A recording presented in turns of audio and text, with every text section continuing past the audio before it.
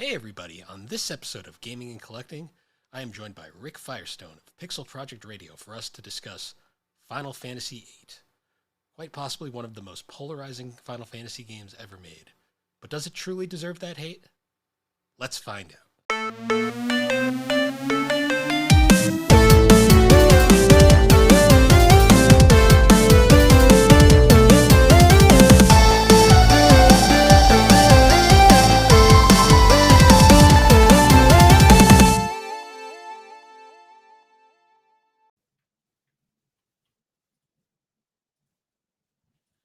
So, this is where I'd normally say, how you been, but Alex is not here again, as you may be able to tell by her not interrupting my intro for once. Yeah, Alex is she's actually going away this weekend for a trip because she actually just recently got a new job, so she's celebrating at the moment. So, as a fill-in, I've actually gotten my good friend Rick here to join in. How you doing, Rick? Hey, I'm good, Bill. Thanks for having me here. And Alex, if you ever do happen to hear this, congratulations. That's awesome.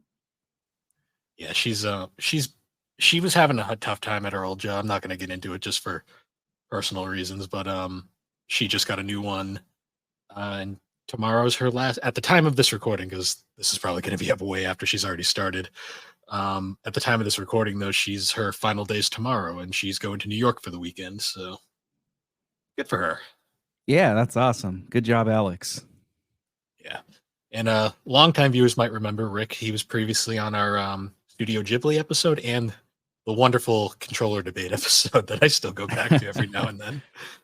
Two very fun episodes. The Ghibli episode in particular. Nothing against the controller episode or the folks on it, but the Ghibli episode, I adore Studio Ghibli, so that was a lot of fun. And it was cool bringing up weird controllers too, like the Sega Pico came up. Nobody ever talks about that thing. See, my favorite is like the Ghibli episode was like this really nice, like heartfelt episode that we put a lot of effort into and like had some great meaning. And then the controller episode was just organized chaos the entire time. You need both. You need both to appreciate the other, you know? Well, I mean, anytime you get Chris Copley and Alex and like Slade in one room together, you know it's going to be chaos. So, Beautiful chaos, but yeah, definitely chaos. yeah. But yeah, other than that though, been doing all right, trying to catch up with game. I haven't had time to play games. Like Persona 3 Reload just came out, and I've seen from all your posts and everyone else posts that it looks really good, and I really want to play it, but I just don't have time. It is. I have always said that Persona 3 has been my favorite of the series. It wasn't my first one, and I did not play it whenever it was contemporary. I played it in 2020 for the first time, actually. Blew me away. But I was really nervous about the remake because, I mean, frankly, Atlas has a tendency to do really bizarre things whenever they re-release content, games, works, etc. But so far, I gotta be honest, it is perfect. It's everything I could have asked for. It is incredible. I don't particularly care about the answer, the epilogue in Fess. Maybe I would be surprised if they didn't eventually release it as DLC to get a little more money in their pockets. But yeah, dude, when you get to it, you are gonna love it. It is exquisite. From everything that I've seen, it looks like it literally fixes every single problem I had with the original game. So You know, I was somebody that like I didn't prefer the tactics system as opposed to the direct control. It didn't bother me, but I didn't prefer it. But you know, it is nice to have that option. They tell you right away when you first get into the first dungeon that you could do it either way, but it defaults to direct control. Um, the I guess the only thing that's really missing is the FemC, but you know, putting in my understanding is that that changed pretty much every social link and a lot of dialogue, and putting that in would have delayed this significantly because it would have taken a lot more work, you know. So I mean, personally, I'm really content with everything, and the soundtrack is more or less the same. They did good. re-record things, but they stuck to that amazing like funk rap aesthetic that they had. It's just great, man. I'm having a ball. I'm looking forward to trying it out. Honestly, my biggest issue with the original, the combat I was hit or miss on. I got used to it after a while. I mean, I was spoiled by playing 4 first, and 4, as everyone knows, is my favorite game ever. So, um, but my bigger issue with 3 was like just like progressing through like the social aspect of the game. It always felt like you were constantly under like this like timer. Like if you didn't do everything perfectly, you were gonna like miss out. Because like in 4 and especially 5, if you know what you're doing, like you can like just like F off for a couple days and it won't affect you in like the long run. In 3, I felt like if you missed one thing, your playthrough was screwed and you had to like start over. So I'm not super in depth with that yet, but I mean, it's largely the same, to be honest. I mean, social links can Okay. still get reversed, so that's something to look out for. Certain social links will not appear until you have other social links at the appropriate levels.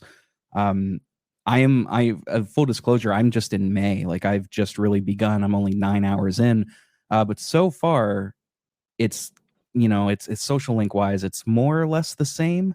Uh, Okay. just with full voice acting, and the voice acting is super good, by the way. Hmm. Yeah, I heard they fixed some of like the more like time sensitive issues. Like I read just some of the notes from people, so I'm looking forward to giving it a shot. It looks amazing. Like I mean, it's the 5 engine, but it looks better somehow. Yeah, it looks more polished for sure. Um, yeah, there are rumors already that they're gonna remake 4, but like, why? 4 is Eh, still 4 holds up perfectly 4 well holds up today. well at this point. They would just to make it look nicer. That would really be it. Yeah, yeah. I hope the remakes for a 2 remake, the rumors for a 2 remake are true. At the very least, I mean, just re-release a definitive port that has both of them. It's Yeah. still such a pain to figure out how to play both of those today if you are a citizen of one country because of how they just, yeah, that release was so bizarre. Yeah, we didn't get the first half initially. We only got the second half, and then when they can't talk remade them for PSP, we only got the second or the first half and not the second half. So it was like, Yeah. Ugh. Yeah, yeah, and God help you if you want to buy those physically. I had the opportunity to recently, but my wallet said no. Those are, oh God, those are so expensive. you'll probably hate me if I tell you how much I paid for 2. I've heard the story, man. Good old Good for ordered it on you. Honestly, ordered it on good for you. Amazon for $20 and it showed up complete, and I was like, cool. And then I found out like a year later, oh, it's 500 now. Okay. It's probably like 2 Jeez. something at this point, but Yeah, that sounds about right. yeah, that was that like brief period of time where no one cared about Persona, and then like 4 came out and it just like, well, 4 Golden came out and it just all of a sudden went through the roof. Yeah, yeah, yeah. Yeah.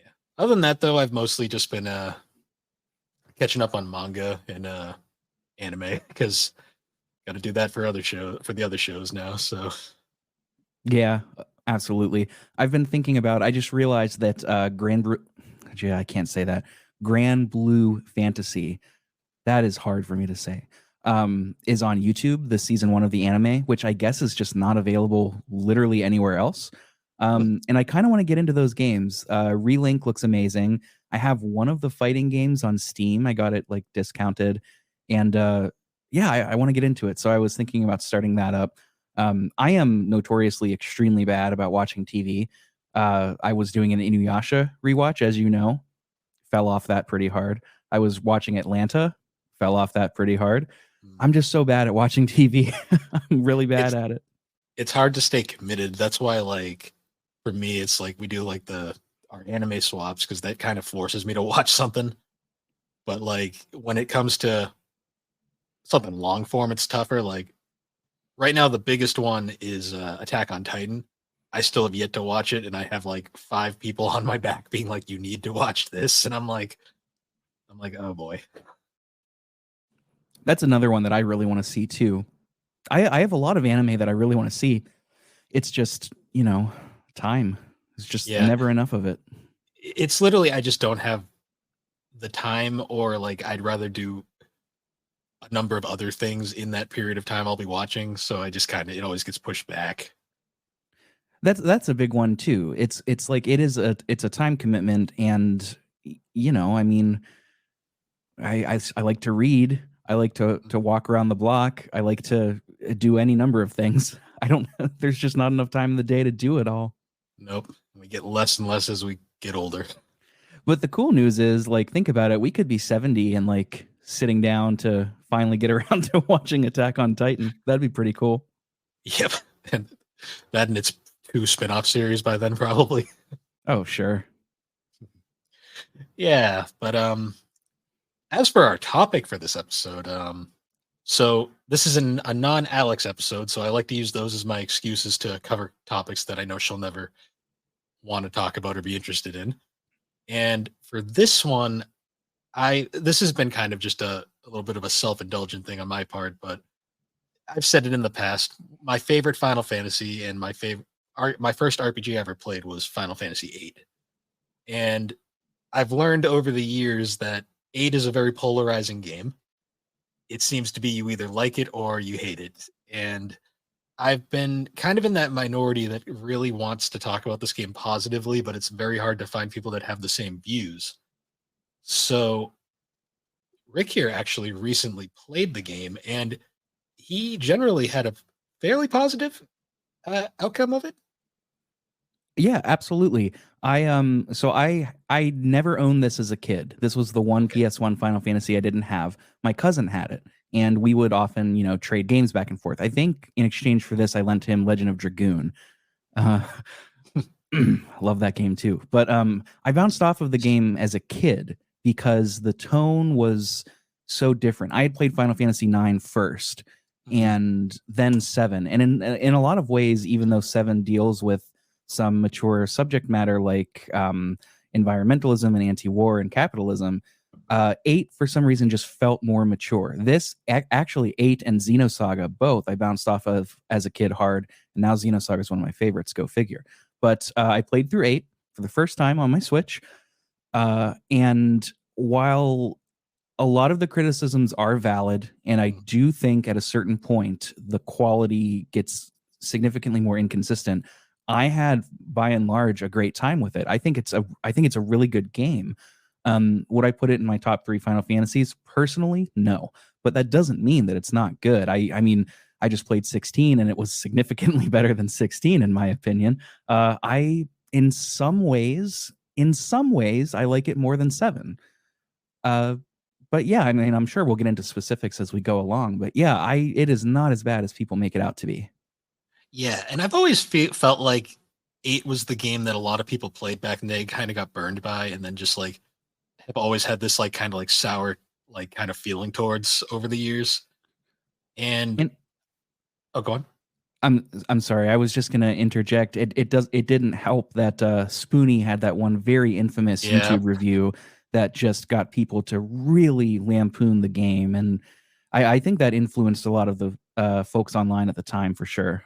that was one of the main reasons I didn't like Spoonie back in the day. I was like the 8 fanboy, and I was very upset by that review back in the day. He shit on 10 too as well, and like I love 10 too. Yeah, I don't know. Yeah, he wasn't doing so well for a while, but yeah, it's unfortunate because eight's a good game. Hmm. Yeah. Have you heard my story about how I ended up with 8? Um, I don't think I have actually. Okay.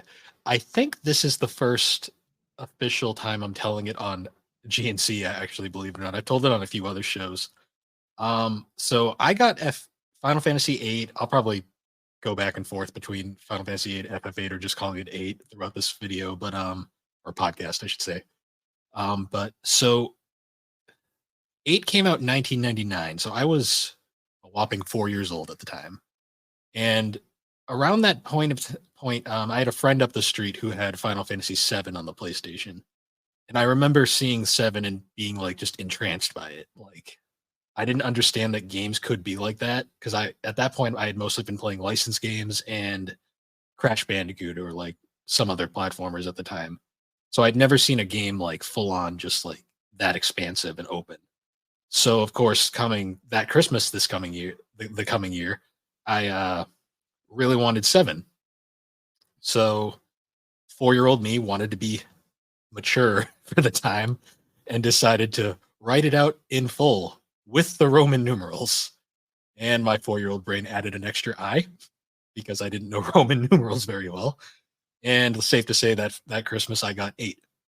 And I've always wondered if it was more my parents that was just the first one they saw and they grabbed, or they actually read the Roman numeral. I don't even know if they remember this story, to be honest, at this point. But that's the little headcanon I like to think of, is like the whole reason I got 8 is because I screwed up a Roman numeral. Wow, that is the literal definition of serendipity, huh? I mean, one mistake brought you great fortune. And I mean, you're better off because of it, because now you have not only a very meaningful game, but a very meaningful story. Hmm. I also like to think that having 8 is my first RPG, because thinking back on it, getting 8, I wasn't even upset because I was just kind of like, oh, it's a Final Fantasy. It's not the one I thought it was, but it's still Final Fantasy. And then I booted up. I'm like, hey, it looks better too.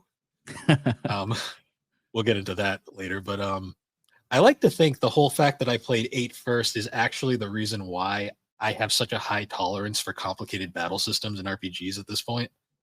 Because this was my first one, and we'll get into it later. But 8 has a very ahead of its time, I guess you could say, RPG system that takes quite a bit to figure out. But once you figure it out, it's pretty simple, I'd say.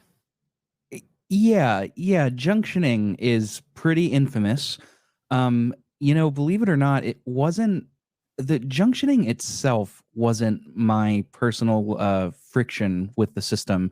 The friction that I felt was purely self-induced, and it was because anytime somebody left the party, I was unequipping every GF and made sure every GF that I had was equipped to whoever was in the party at that time, which is very time consuming. It's a bit tedious, but it's the way to maximize that AP growth. So, it's a trade off. But, if I do it again, I don't think I would do that, to be honest. Yeah, the system is really interesting to me because it's kind of fascinating how they kind of moved away from the traditional RPG style of 7 and especially 9, which followed it, and they went for this more experimental kind of idea where like it was more about like managing like your magics around. This is a very bad way of explaining it, but basically you don't have XP's not doesn't work the same way anymore. Now it's instead you have to junction magic to different attributes that you get through your guardian forces, which are this game's forms of the summons. And by junctioning certain spells to different attributes, you get different like stat boosts. And the reason why you want to do this is the game has a notable scaling level system where the enemies actually level up with your character. So you actually, depending on how your play style, it's beneficial to actually stay low level and then just junction your stats using the junction system to get your tactical advantage over the enemies on the screen. Because you can fight bosses, because bosses do not give out experience; they give out guardian points, which are the experience for the guardian forces. And I guess that also leads into this game's probably most interesting idea, which was the draw system. Yeah. Before we jump off of the junction system, I often find myself wondering if I would like the junction system more if the enemies didn't scale with you. I don't know. I'm not even sure that they're related, to be honest. Do you have any thoughts about that? Like, it would be really rewarding, for example, to go to a level or to an area where you are not going to be able to beat the monsters, but then junction in such a way that you can. Hmm. I don't know. That to me sounds really exciting. That is so honestly, my thought was like the junction system would be kind of pointless if the enemies didn't scale with you. Okay. It's one of the things where I kind of feel like it was designed that way. Because to me, one of the biggest joys that the junction system brings me is if you know exactly what you're doing, you can break this game in half so easily Oh yeah. in a lot of ways. And I feel like if the enemies didn't scale and like you just leveled up and like kind of like overpowered everything, you'd it would kind of take a lot of the fun of just like obliterating the combat system in this game. That's fair. Yeah, okay, that's fair. I can see that. But Yeah, you had started to talk about the draw system. I think the draw system is interesting, but if I had to choose one to say I don't like, it's the draw system. It's not the junction system. Um, and it ultimately it comes down to, I mean, it is a bit tedious. You obviously you don't have to just sit and draw, but the fact that the number of these magic spells that you have directly increases your stats, or rather is directly tied to how your stats increase. It is beneficial to have many of them. That also means that if you like to play mage builds, you're punished for doing so, and you're having to constantly draw, or if you're later on in the game, refine, which becomes the more what do you call it, efficient way to get Yeah. magic. Significantly more so, refining from cards and items. That is the way to do it, not drawing. But you know, the draw system, I think it's cool that they tried it, but I personally don't love it. No, it really makes the first half of the game really, especially if you play the way I do, where you don't defeat enemies. It makes the first half of the game really a lot of running into battle, drawing magic, running away, running into battle, drawing magic, running away. Just rinse, repeat until you're maxed out on your magic stats, and then you move on to the next area. I feel like I'm kind of conflicted on it. I like the thing I like about the draw system is the whole gimmick of there say that so there's a super boss that you can find very early in the game that you get out of a magic lamp early on. You can go right into that battle and then immediately draw and get like really high level magic just right off the bat, which is really nice, kind of cool. But at the same time, it's like I don't know. It's one of those weird like kind of parts of this game that I'm conflicted on. Well, correct me if I'm wrong, but there is a hidden mechanic that makes your drawing very prone to failure if you are, what is it? It's not if your level is lower than the enemies, is it? Because like there were times when I tried to do exactly that, but my draws continually just failed as a sort of balancing countermeasure. Do you know what I'm talking about? Hmm. Is it like HP maybe then, or Maybe either it, that or I got it's really lucky. it's some kind of stat that's compared between you and the enemy, and if the enemy's is higher, that draw is more prone to fail. It's not guaranteed to fail, but it's more prone to it. Um, you know, I think the thing with the draw and junction system in conjunction with each other, the thing that I dislike the most about it is how it sort of invalidates equipment. You know, Yes. Final Fantasy IX was kind of a return to form. Equipment is critically important in that game. That is what makes or breaks your stats and abilities. In eight, you really only have. I mean, do you just have weapons? Like, is there armor? Or am I forgetting? Hmm. I'm having a major brain fart right now.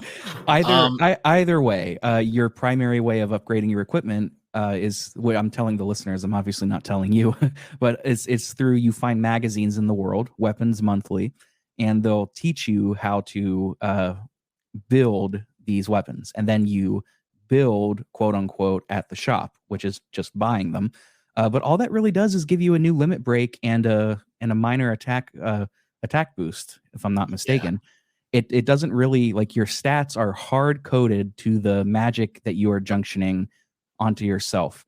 And equipment, like, I'll be honest, man, I went through the game without upgrading very much at all. I found a bunch of the weapons monthlies. I often didn't have the materials to build the new weapons. So I was rocking, like, I think it was Squall. I had just the standard just the standard gunblade through the whole game. So I was actually going to get into that. I'm actually glad you jumped over to it.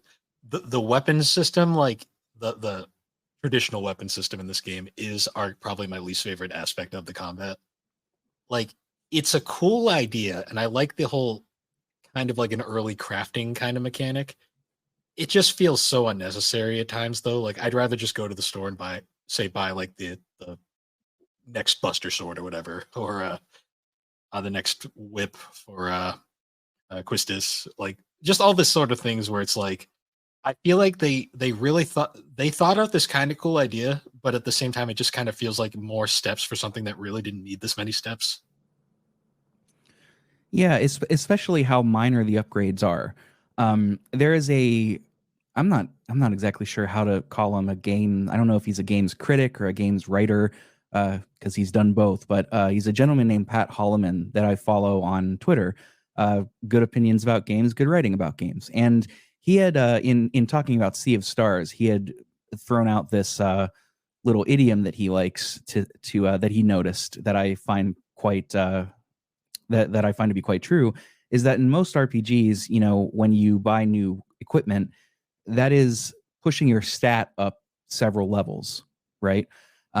It could raise your attack from the attack of a level 5 to a level 7 or level 8. And I feel like that's almost absent from 8. It's the stat boosts from these weapons are so minuscule that you could very well just not look for these magazines and go through. I mean, to be fair, you'll have less limit breaks, and objectively weaker weapons. But if you're junctioning correctly, it almost doesn't matter. Yeah, because this game in particular too, the limit breaks are so unlike seven, where the limit breaks were a very key tactical advantage to the gameplay, where they would build up as you took damage and would they were basically a very frequent thing that you could like strategically plan out. Eight decides to go back to the six method of desperation attacks, where they only really happen when you're very critically low on health, and even then, it's kind of a crapshoot, like when it's actually if it'll even happen or not. Yes, many times I spent pressing circle to hopefully get Selfie to get her slots and then continually do over until I got full cure. Many, many times.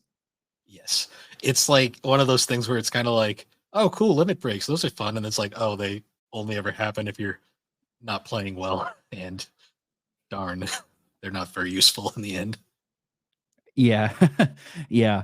I some of them are quite nice though. I like that they added a sort of, well, going back to Legend of Dragoon, they added a sort of timed attack mechanic for squalls. And it even has a diegetic, although a bit silly, a diegetic explanation in that pressing R1 when he does his limit break attack, he pulls the trigger of his gunblade, which, thinking about it in real life, I don't know that would make any difference at all, So but in the game, it does extra damage.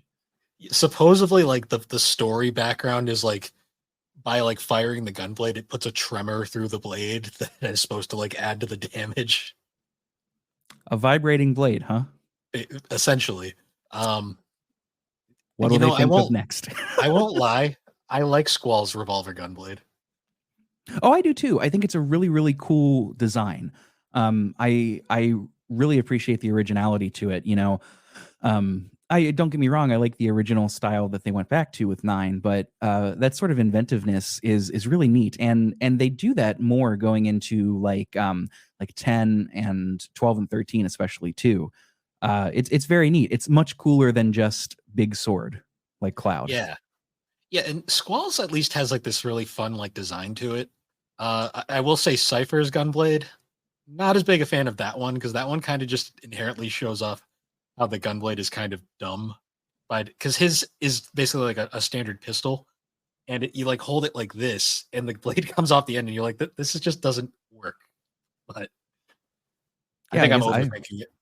I don't think I've ever held like a replica or anything, but I can imagine the weight distribution would make that incredibly unwieldy. Yeah, it's like a standard handgun with a blade on the end. It's like a giant bayonet, but it like I just like tried to think of how he uses it in gameplay, and I'm like, that just doesn't feel like it would work. At least like Squall's it's kind of like a bent sword in a way. It looks a little bit like Count Dooku's lightsaber. Yeah, kind of. But yeah, so now going into actually before we move into that, one last part of combat is I guess the Guardian forces themselves. How often did you actually use the summons as summons? Rarely, very rarely, unless I knew that it was an elemental advantage against an enemy. Yeah, like that's like a one thing that I found a little disappointing in this game is the summons themselves aren't particularly useful in a lot of ways. Like a lot of times they have this really awesome like animation, like all the summons from seven in a similar way. But like you'll do them and like your damage will be half what you would have done using your physical attacks, and you're like, oh, hmm, I'm not sure what to think here. I think my favorite. I didn't get all of them this time around. I didn't get Doom Train, and there were a few others. I didn't get Fat Chocobo, but my favorite one, as far as animation goes, I really love the brothers, who Yeah, are two sort of minotaurs, a big one and a little one, and they do a little rock paper scissors. The big one loses. It's like an anime little sweat drops from his head, and you hear the like sound effect. And then he just gets hurled into the air and he's streaming tears. yep, It's so good. It's really cool. It's I love when this game takes itself seriously way more often than it doesn't, and that's a taste thing ultimately, but it makes those moments like this that are just so silly all the more funny, I think. I agree because like honestly, like one of my favorite points is like during the opening tutorial segment when you go and meet up with you face off against Ifrit. Ifrit like makes like all these like comments about how you have Shiva in your party, and it's like I love that like little personality that they give, especially considering one of the main complaints this game has is that it doesn't have personality, which I feel like is just an excuse for people not really paying attention. Yeah, I wouldn't go that far to say it doesn't have personality. Hmm. Yeah, that's a weird complaint to make, and a bit too broad to really mean anything. Um, I really probably won't talk about this right away until we talk about story stuff, but the in-game, the diegetic justifications for how the GFs work and how they tie into the plot specifically is really, really cool. A little annoying that they hide it under a bushel, and you have to look for it. But that is not to get too off topic. That is something that I do kind of miss in old school JRPGs, like having to talk to everybody and look everywhere to really build the world. I find that to be very exciting. And these days, they just put it into a cutscene Yeah, into your it's just spoon fed. But again, I don't mean to go off onto a tangent, but yeah, the GFs, I honestly didn't use them a whole lot. My main thing with them was just getting as much use out of their abilities that they can learn. Oh, I don't remember. Is it Siren that gets the card ability that lets you turn cards into magic, or is it um, Carbuncle? for some reason I want to say Carbuncle, but it might be both of those sound right. I'm not gonna lie, I haven't fully deep dived into this in a while, so. It's one of them that you have to draw from a boss, because in this game, Oh, some that's Siren, I want to say. yeah, you definitely draw Siren from an early boss, but in this game you occasionally will have to draw summons from enemies, and they are missable. So you can straight up miss some of these. Some of them, like the brothers, there are plot points. Like you have to get the brothers. It's just part of it. Some of them are in game, but you don't even have to engage with them. Like the one that's in that garden that you can just walk right past and not even fight. Is it Cerberus? I believe. Yeah, yeah, that's Cerberus. Yeah, that you could walk right past it and never even get it. Yeah, Or like you it's just mentioned, like legit. Diablos. Yes. Um, yeah, because Cerberus is legit just sitting on a table, and you don't even have to interact with it. You can just walk past it, and you're like, that's funny. It's like a weird. It's a Cerberus sitting on a table. That's cool. But you talk to it, it begins a battle, and you can face off with it to capture it. Well, yeah, capture it, I guess, is the best way to put it. Um, It's got some of the better abilities I remember from the stuff that it can learn. I want to say I put it onto Zell because it made him like a really heavy hitter, but I might be remembering incorrectly. So it is to your advantage to try and do some of these. I think the most convoluted one to get ultimately would be is it Doom Train? That's it, Doom Train, not Death Train. Doom Train. I think that's the one that requires several steps and things to find before you can actually get it. yeah, it's one of the ones where it's like I've done it once. It's worth it, but at the same time, it's really not worth going through all that hassle for something that you can kind of junction your way out of not needing. Sure. Does it have any abilities that are like particularly game breaking? I remember it boosted stats really good. It's been years since I actually got the thing. I guess Um, one thing that we didn't mention is that each GF is going to affect your stats differently. So yes. um, this isn't a concrete example. It's just I'm pulling this out of thin air. But GF1, let's say Ifrit, might give you HP junction to HP and strength, whereas GF2 Siren is going to junction magic and speed. If you only have one, you can't junction all of them. But if you put them both together, now you can junction all four. So it becomes this game. It's sort of like a puzzle. You want to choose which builds you want for each of your characters. Do you want Squall to be a magic user? Well, don't equip him with a GF that'll let him junction to magic. Do you want Quistis to be a heavy hitter for some reason? Well, give her strength junctions. It gives you some freedom while still tying each character kind of into a class.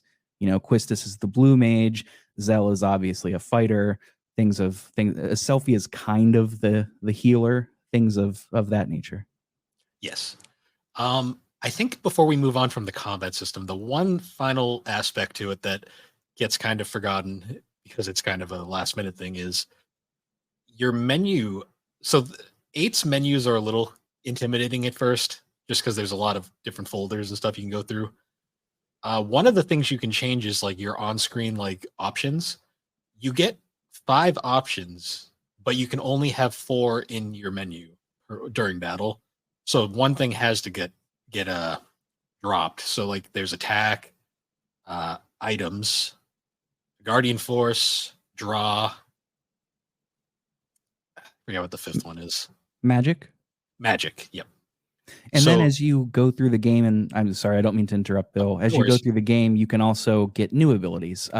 Card, for example, is an ability that if an enemy has low enough HP, it'll turn them into a card, which, by the way, is super useful because remember, you can also get an ability that turns cards into magic, so you don't have to draw, and that's how you break the game pretty much.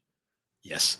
I always sent items to the Shadow Realm. Basically, I never used the items command. But until I realized that Guardian Forces were kind of useless, so I would just send this. I'd usually drop that command later on. I always like to have at least one person in the party with item because you never know when you're going to get hit with a status effect that you might not have an Asuna for or something like that. True. Yeah, it's kind. I like the fact that they let you pick it per party member, because this game uses the 7 established 3 party members in battle at once mechanic that 9 would drop in favor of going back to 4, and then all games since have immediately gone back to 3. So it's really interesting drawing the parallels between 8 and 9 because not only are they so different, but they were being developed literally at the same time by 2 different teams. Because 9 was originally intended to be a Gaiden game, I think. Yeah, they had thought about it. And then, as it came together, I literally just researched all of this. I don't know why I can't remember it. But yeah, it began development in 98 alongside 8. 10 was already being talked about. They were super busy and they did consider at first for it to be a Gaiden game, but then, Sakaguchi and Uematsu were leaving. It was going to be a big farewell. It was the last single digit entry. We're not talking about 9 today. We're talking about 8. Yeah. So I'm going to stop talking and give it back to you. There might be a really awesome podcast series involving 9 that a certain someone here might be working on right now. A certain someone is absolutely buried in editing. Highly recommend checking those out, though. But moving on. So, combat-wise, we've kind of covered everything. So my last thoughts on the combat system before we move on. I see a lot of like articles saying like that if they were going to change anything from 8, they'd change the combat. And I always say like that's like one of my least biggest issues with 8. Like if they were going to change anything personally. See, it's tough because while I'm not a fan personally of the junction system, I don't think it's fundamentally bad.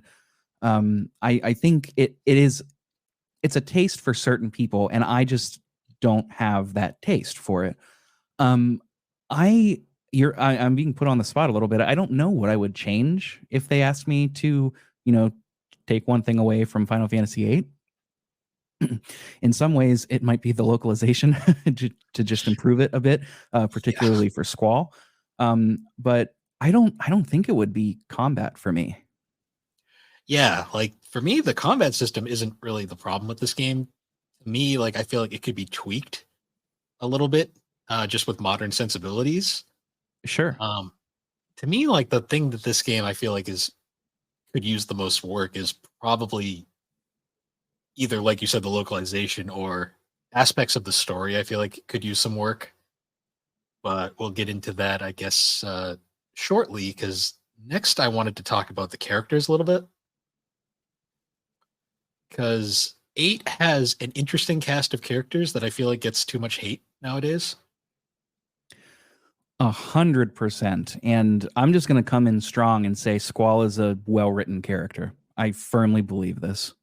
I've never understood the hate behind Squall. I get like he's kind of moody, but that's kind of like an aspect of his character because a lot of the reasons for why he is the way he is revealed to you through the game because he has a surprisingly complicated backstory. He's a very human character. And, there is a trope with JRPGs, with RPGs, with video games, with fantasy, that the main character is very confident, very cocky. They're the special boy or the special girl. They're just good at everything. And Squall is not. I mean, he is only a leader because he gets put into that position so often and functionally can't say no. He doesn't want this, and we get to see all of this through internal dialogue of his. He is a really human character. I think some of the hate comes from him being quote too emo, which I think is a bit reductive, but also it's a localization issue because his catchphrase is dot dot dot whatever, and that's all he says in the English one. But in the Japanese script, he goes through several different what do you call it responses, and none of them are like dot dot dot whatever. Some of them are like one that he uses a lot is wakatana, which is like saying to yourself like, yeah, I get it, all right, like I understand.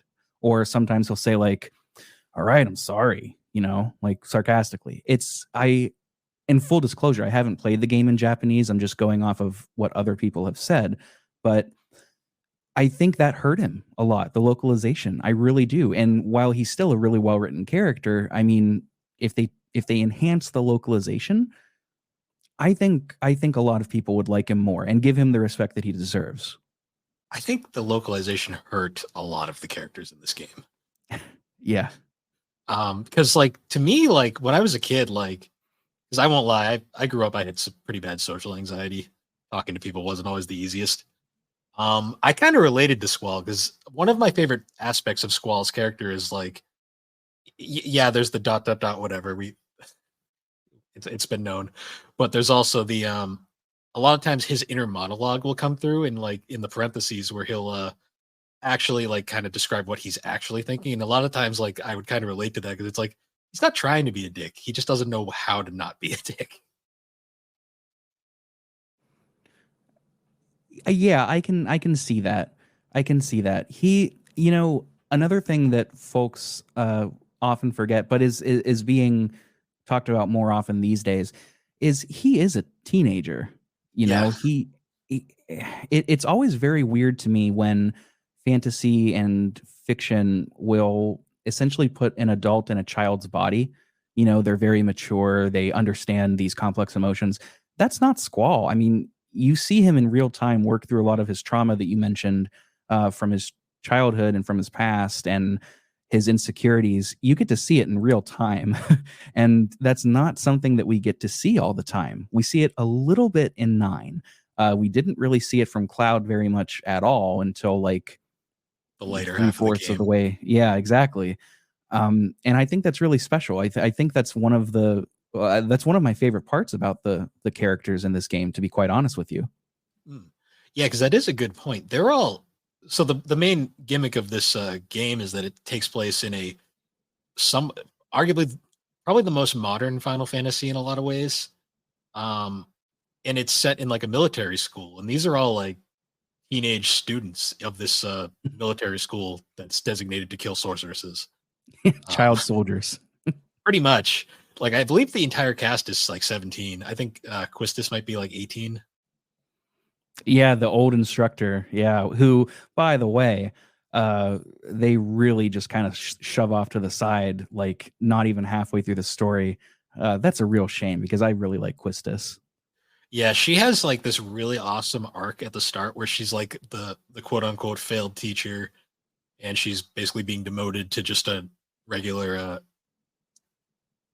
what is the name of the organization? I'm forgetting off the top of Seed. my Seed. Oh, okay. I was getting confused because we were talking Persona and I was thinking of Seas for a minute there. um, yeah, Seed. Um, she gets demoted to a regular, just a seed, average Seed, and there's a scene after like Squall passes the Seed exam where they kind of go off to this little like private area out in the battleground, kind of like training zone, and they have this like heartfelt talk to talk. Well, Quistis has this heartfelt talk to talk. Squall kind of just sits there and listens, and they never touch upon it again, really. Yeah, she is I don't know how to phrase this because I don't want to misspeak. It's been a long time since I've played Final Fantasy VII OG. But she's similar to Tifa in a way, in that she has unrequited feelings for the main character. And I thought they were going to do something really interesting with that, or really interesting with the idea of her like confronting her failures, but they really don't. They just kind of throw her to the side once the plot gets moving, once Renoa is introduced. And it's a shame. She becomes basically a nobody like halfway through. Yeah, and I think what makes it worse too is like the game literally has like one of the biggest like spoilers on the cover in the form of its logo. I don't have my copy nearby. Do you? I can't quite see yours in the background. So Oh, sure. Yeah. Okay. well, Yeah. it's pretty clear from the start that you know who the official pairing of this game is going to be. And Um, if you know anything about the dev history, like Uematsu is on record as saying like the theme around the game is love, right? yes, That was his theme for the soundtrack. That's the theme of the game. It's a love story. yes, like 100%.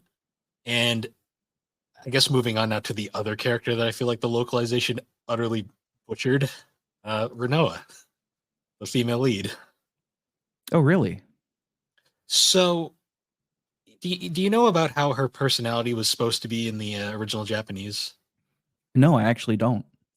So, going back to Tetsuo Nomura, the artist for 7 and 8, he specifically designed Renoa. I believe in his notes, he had commented that he didn't want to make another Tifa like an outright beautiful character. He wanted to go for more of like a cute character in a way. So he designed Renoa to be more of like the cutesy kind of teenage girl. And in Japan, I believe she reflects this more, but the Japanese kind of culture, like differences between Japan and America. In America, when they translated her, she kind of came off as more of a spoiled brat. Yeah. Yeah. Yeah. I can see that. And I feel like that kind of turned a lot of people off to her like from the start because she gets better pretty quick, but her like first real appearance, she's a little annoying. I'm not gonna lie. That's interesting. I actually really like her. She comes off to me as somebody that had like a really comfortable upbringing, like let's say rich parents, just for the Yes. sake of argument, and but has a lot of like ideas about how to change the world. Very passionate about injustice, but fundamentally doesn't understand what true injustice is or like discomfort is, and therefore is viewing this in such a distorted lens, like, and has sort of like a savior complex, like wanting to save everybody else, but that doesn't she doesn't get it. Like she's a kid, right? Yes. Like we all went. I went through this. I feel like we all go through this, learning how the world works and coming to terms with our how we can impact it. And I thought that was really effective. Like, yeah, I do think she kind of comes off as like a bit spoiled, really naive, but I kind of Yes. liked it. So I don't hate her by any means. Like she's actually one of my favorite characters in the game. I think this is a bit more of a praise in a way. I think her development is some of the strongest in the game. Okay, in what way? like she starts off like you said, completely naive and like doesn't really truly understand the world yet because she's been pretty sheltered her whole life. Like, and she basically gets immediately post the timber event gets basically thrown into the real world, and she has to grow very quickly to understand. Surrounded by all these like literal trained mercenaries, like Yeah, yeah, and at every turn she's coming face to face with her inadequacy, right? Like she's seeing everything that Squall and the Seeds can do, and she's like realizing like I can't do any of this. I just have my I've never had to struggle. I've just had my ideas. mm. Like one of my favorite moments in the game is when you first visit a Galbadia garden and she's kind of just with them and she's like, I'm just gonna pretend to be a seed, so just kind of go with it. And they're doing their whole like seed like salutes and like military kind of like drills, and you Renault is trying to do them, but she's like off by like 3 seconds each time, which is kind of cute. Um, there's stuff like that. Like there's the point when like you actually go to infiltrate Galbadia and you meet up with her dad, and her dad literally just sends her to her room, Yeah.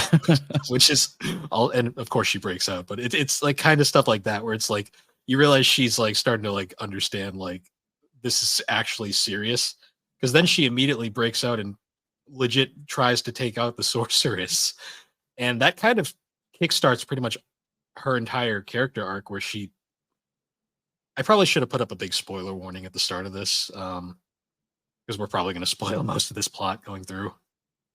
Um, yeah, I'll just put it now, and anyone who hasn't played eight, spoilers going forward for what we haven't already spoiled. But that basically kickstarts the whole Renoa becoming a sorceress plot line.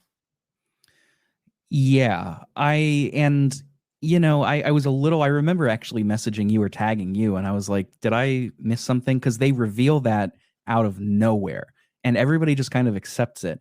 And I was like, "Did I miss something?" And you were like, "No, that's where it happens." Yeah, that's Um, eight's poor storytelling at times. yeah, I will say I somewhere after the halfway point, at the halfway point, there's this really spectacular battle with some of the best some of the best cutscenes and visuals the PlayStation 1 has to offer. Like this Parasite Eve and Final Fantasy 9, some of the best things you'll ever see on the PS1. But sometime after that, and not even just talking about the scene directly after where she just starts flirting with Squall on the battlefield for some reason, but like shortly after that, the plot starts to kind of lose its momentum and it seems to get confused as to where it wants to go. But um, the thing with Renoa, so we mentioned that this is a love story, and you had pointed out on the cover it's Squall and Renoa. That's the icon. The weird thing is that just like any JRPG, you have a choice in how Squall responds. You can respond positively or negatively to her. And if you are role playing in such a way that Squall responds negatively to Renoa, their relationship fundamentally doesn't work. It Yeah, it it comes off as completely shoehorned and unbelievable. And I think that's a major flaw. I don't think that they should have given you the option. They should have just yeah. written it as Squall, you know, reluctantly having affection for Renoa, and then it just kind of grows. But if you play a certain way, it comes off as completely out of the blue. Like it's so weird. I think the problem is this is drawing from seven a little bit. I think they really liked the whole relationship value system that seven has, but then they kind of realized real quick, wait, this entire plot is kind of based around a love story. We can't really do the um, multiple choice kind of thing in this game, which makes me kind of wonder if they were planning on doing something like that. That's why like Wistis is kind of like interested at the start. I mean, it does feel to me, once you get into the very like last quarter of the story, it did feel to me like they were facing deadlines and they were having to wrap things up pretty quickly. So I wouldn't be surprised to learn that that's the truth. I have always once I finished this game, I don't remember if I told you this or not, but my main takeaway was like if they just had a little more time to let it bake, it would have come out so much better, but it just Yeah. feels unfinished kind of toward the end. The first 50% at the very least is fantastic. Hmm. Going back to characters now, like obviously Squall and Renoa are like the two major ones, and the rest of the party is very um they're important, but at the same time they're more to the background in a lot of cases. Like we've mentioned Quistis, where she's important, but she gets kind of forgotten in the whole plot. And then there's like Zell and Selfie, who are pretty much with you the entire game, but aside from some minor character things, they kind of feel not important in the grand scheme of the plot. Yeah, especially Selfie. There's like an entire optional, I don't know if it's a quest proper, but like an entire optional little thing about Zell being like really popular with a certain set of girls at school, Hmm. which is pretty cute. And I mean, like, also he's the comic relief guy. Selfie, she's just kind of there. Like, I She don't likes know anything. she likes trains. Yeah, exactly. I don't know anything about her other than she likes trains, and is what do you call her? Reluctantly into Irvine, I guess, but or maybe Yeah. it's the other way around. I don't quite remember. Uh, ask the fandom, I guess. I don't know. Yeah, Selfie is interesting in some cases. I mean, the train thing is just adorable, like in a lot of ways, because like I think we've all been there at one point in our lives. Like there's just the one thing we just love for no reason. So we were talking about Selfie. Um, Mhm. I think her most significant plot points are obviously the she's the head of like the garden committee, and like they do the whole festivals, and she's also the she's a transfer student from the third garden, which kind of like it notably gets blown up during the events of the game, and like you actually visit that with her and your party, and it's like it's a pretty emotional scene for her because it's like all her friends basically just got obliterated. Yeah, yeah, I actually did. And in all fairness, I forgot about that. Um, is she required in that mission? Oh, geez, I need to describe this better. Is she required in that mission where you're fiddling with the computers to make the missiles miss Balam Garden? And then that it's kind of left on a cliffhanger because you, as the player and as the audience, you think that they then get blown up. Is she required in that mission? Because I remember that was a really effective use of her character. Like she dropped the whole goofy act completely and she was like really somber and serious. So I think she is. I know some of the characters get randomized because I know during that section there's like two separate party groups, and there's like there's one of the Squall being a jerk to Renault moments that actually can happen there, where if Renault is in the other party, when they finally reunite, Renault is like, "Did you miss me?" And you can either say yes or like you can just be an asshole for no reason, because slapstick, I guess. But yeah, that is a great Selfie scene. She's usually in my party all the time, like for that scene. I think so. I have a feeling it's. I think she's required because I do. She is because she's kind of. How do I explain this? Her character comes off as she's kind of like the ditzy, like kind of like girly girl of the party, I guess you could say. Um, but like when like the serious moments come in, she actually like you said has like a switch that just flips, and then she immediately goes to like serious mode at times.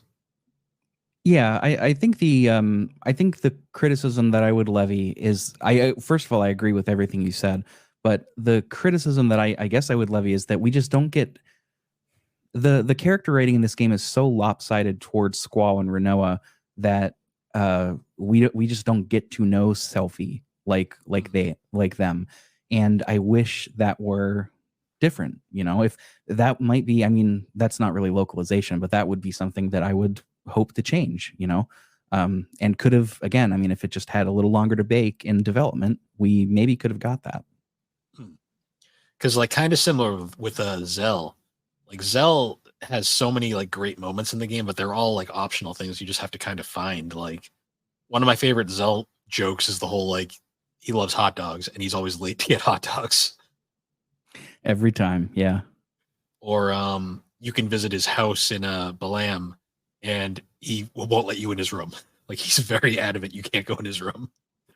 You do eventually have to, though, due to some sort of invasion. But then he gets really, really flustered when Selfie just sits on his bed.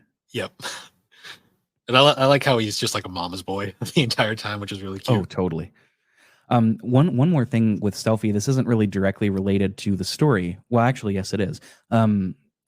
She is the garden planning committee person, right? Yes. And if you go into your classroom, you can access your little terminal. It's where you get all of your tutorials and stuff like that. You can also access Selfie's diary there. It's like a little website that she made for the committee that you also just get to read her thoughts.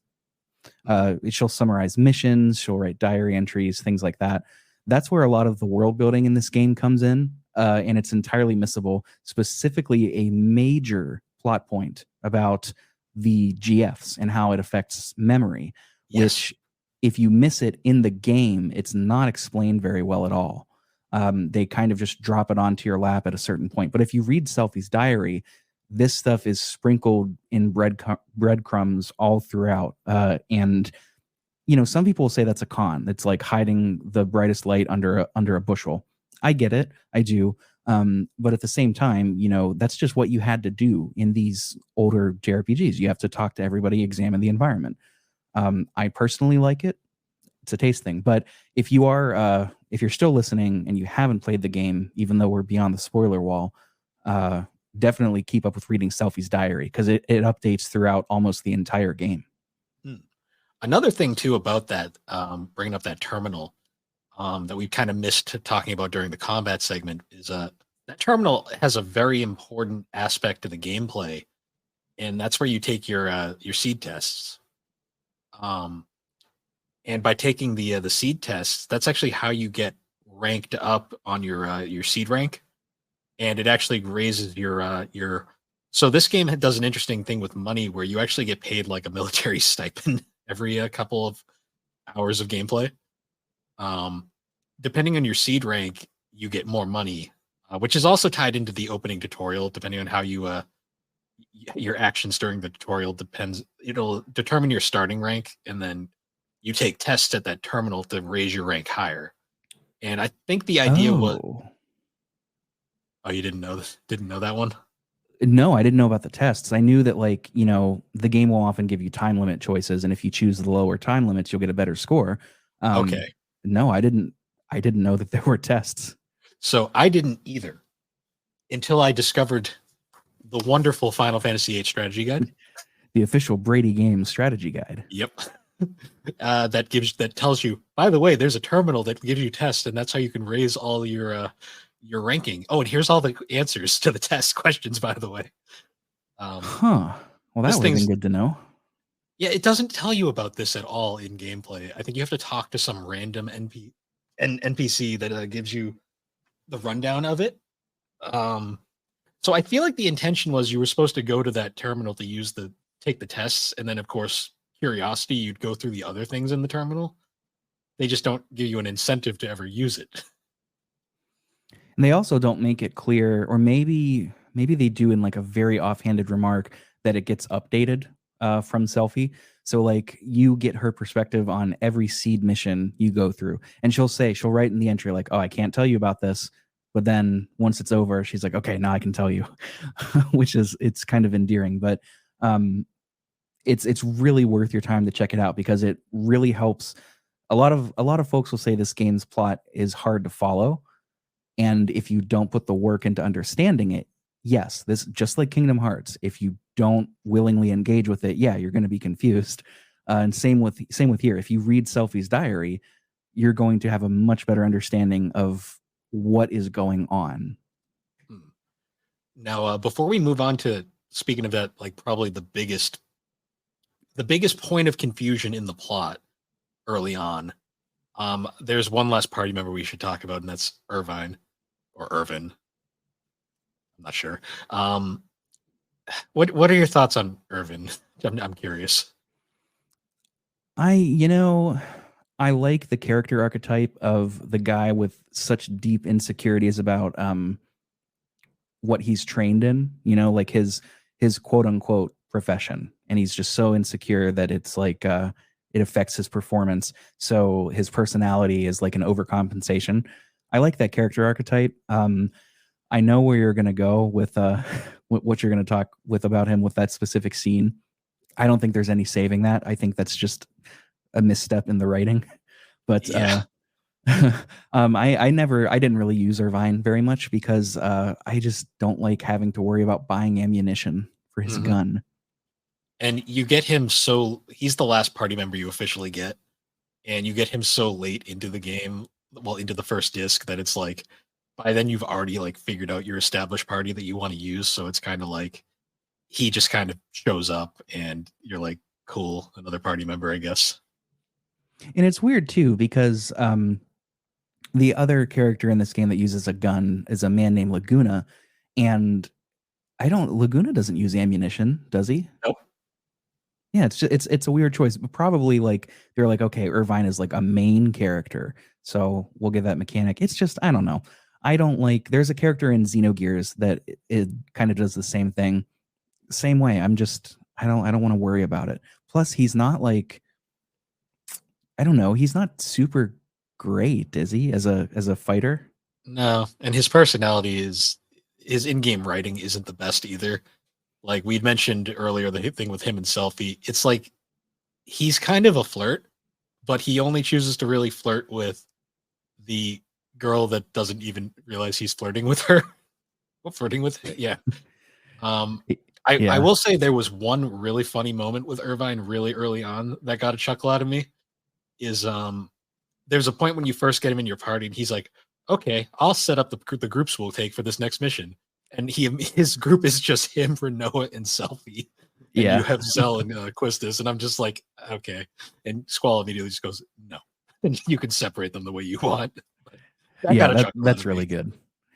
That's really good. And the whole scene with him like Squall like in the heat of the moment giving him that pep talk to like uh do what he was going to do involving the sorceress and his gun. I'm sure you can put that together. That was really cool. That whole scene was really tense, and I thought they wrote Squall really realistically there. He's just like, dude, you don't have time to be nervous right now. You can worry about that later. Like right now, you just need to do your job. And I thought that was really effective. That whole scene is so interesting to me because like at first it if you when you don't understand what's going on, it's very annoying because you're like, really, dude? But then later events much farther in the game, you understand exactly what happened there, and it makes sense. It's still a little confusingly written though. Yeah. I suppose so. I guess, well, I mean, we've already broken the spoiler wall at this point, but the sorceress that he's trying to kill is Sorceress Adia, and later on in the game, it's revealed that Sorceress Adia is actually Adia Kramer, who is Sid, the leader of Garden's wife, and she ran an orphanage that conveniently had all of your party members minus Renoa at, and he sees her as a mother figure because Irvine's one of the few characters that actually kept a journal and remembered things because of the GFs, the whole eroding memories thing. But Oh, I'm my the wires are kind of connecting right now. He knew in that moment who she was. yes, Oh my god. So is that where his hesitancy came from? yes, that's the big reveal there. Oh my god. Okay, that scene is so much better now. Oh, Yes, geez. that's why I was a little confused when you mentioned it. I'm like, oh, okay, and so I figured I'd explain it. Yeah, Oh his whole man. hesitancy is because that's his mother figure, and he remembers Oh wow. I did not put two and two together there because the reveal comes much later. much later, much later, because he's That's the so whole one that cool. explains the whole like they were all at the orphanage and that they all had their little nicknames, which is another interesting plot point. Final Fantasy tradition at this point was all the characters could be renamable. In this game, they reduced it to just Squall and Renoa because there's a gimmick with the that scene where it reveals they all had little nicknames for each other, and they don't want you to change the names because it'll mess up the whole nickname thing. But Squall and Renoa did not have nicknames because of reasons. Yeah. Yeah, that scene where it's revealed, Irvine just kind of out of nowhere says, "Yeah, you guys know that's the case, right?" And everybody is like, "What?" No, Yeah. what are you talking about? And he's like, this is literally the in-game explanation. He was like, yeah, I just thought we weren't talking about it. Yeah, that annoyed me. I won't lie. I was like, God there damn it. there's no defending that. There's just not. Yeah, that was just. Ugh. But moving on now, we had briefly mentioned Laguna. We should probably talk about that whole section of the plot. One of the most confusing early game things that'll happen in this game, and it doesn't get explained until way later on, is at random points in eight's plot, the three main characters in the party will just randomly like pass out, and you will suddenly be transferred to like a completely different time. It's not time travel, but it's like visions is the best way to describe it, where you're now controlling three soldiers from the Galbadian army named Laguna, Kiros, and Ward. And you're going through their adventures. And this happens periodically throughout the first half of the game. It's I mean, revealed is a strong word. It's heavily implied that this is in the recent past as well, because you learn about this previous war with the Galbian army against this city of Esthar, right? Yes. And that is the first thing that Kiros, Ward, and Laguna talk about as this ongoing war with Esthar. So you're immediately in the know that this is in the past. And it's also eventually revealed too. Like at first, you're just like, oh, okay, this is just like a weird dream, like some kind of collective unconsciousness thing. But then Laguna, Kiros, and Ward eventually start recognizing that this is happening, and they refer to you, like Squall, Selfie, etc., as the fairies, The fairies. which is an extremely cool little wrinkle in this whole thing. Mhm. And I'm going to say right off the bat, Laguna is my favorite character in this game. Oh yeah, he's great. Laguna is so like Laguna, Kiros, and Ward are like really serious, like soldier types. But Laguna is such a weird, oddball, goofball kind of character that he completely just like lightens up every scene he's in. He is the guy that we've all known at the workplace that isn't particularly good at what he does, but he is really good at being a people pleaser and talking to people. So everybody likes him. Yeah. So going through the Laguna, Kiros Ward sections, like they kind of follow this like pretty pretty self-contained plot for the most part. Like it reveals more as it goes on. Like there's the first part, which is just them fighting in the war. Then they get back to Galbadia, and we get what I still consider the funniest scene in the entire game, where Laguna parks his tank in the middle of the street and just leaves it there. And then as you go through the area, it progressively just gets worse and worse, and people are like, "Who parks a tank here?" Like, really? Um, and then the big reveal that you get during that scene is Laguna's going to a like a piano bar to meet this piano player who is named Julia. And Julia looks a lot like a certain party member that we have. It's not quite revealed yet, but spoiler warning, that's Renoa's mother. And Yes, and that's a really good diversion of who Laguna actually is, and yes, who the game doesn't really. You have to really pay attention to learn who Laguna actually is. we'll save it for when we get closer to it. But Laguna is probably the biggest spoiler character in the entire game in a lot of ways. Oh yeah, To the point, and it's so subtle to the point where a lot of people like I'll be talking about Aiden, I'll mention it, and they'll be like, "What?" And I'll be like, "Yeah." it's really really subtle, and I think a lot of people probably didn't catch it on their first playthrough. Mm, no, 100%. Especially because of the reveals later on. But what I find interesting here is like he has this really. It's implied that Laguna's got a thing for Julia, but he's got to go off to fight his next war. So he leaves her on a note of like, "I'll see you again at some time." And then the next scene we see them is they literally get quote unquote they become missing in action towards the end of their next assignment, and they basically are presumed dead. And after that, the next scene with Laguna is he's now in this like random village, him, Kiros, and Ward, and they are they're basically living with this woman named Rain who runs like an inn, and they're in this town that doesn't really like outsiders very much, and their way of kind of fitting in is they're monster hunters, basically. And you go on little monster hunting missions every now and then. And I love the I love these scenes because like Laguna's like all like super serious about like he's like, all right, we did our mission, ma'am, and he's talking to Rain's adopted daughter Alone, who might look a little familiar if you've been paying attention to certain characters throughout the game. But Wait, Alone was adopted? it's kind of implied that she's not actually Rain's like biological daughter. Okay, I knew she wasn't Laguna's daughter because she calls him, what does she call him, Uncle Laguna, right? Yes. Um, Okay. Well, I guess it doesn't really matter all too much. it's implied that well, we find out later that Alone's kind of like special in a way. But my favorite part of that scene is like Laguna's like telling all the mission debriefs to Alone, and Rain's just in the background like, are you really doing this, dude? Like she's so no nonsense, which is I like Rain. I kind of hate the fact that she's such a minor character in the game. Yes. Well, Yeah. a minor major character. Right. Yeah. Yeah, I get you. While we're on the subject of Laguna, we find out where Laguna went. We do later find out what happens with the pianist Julia.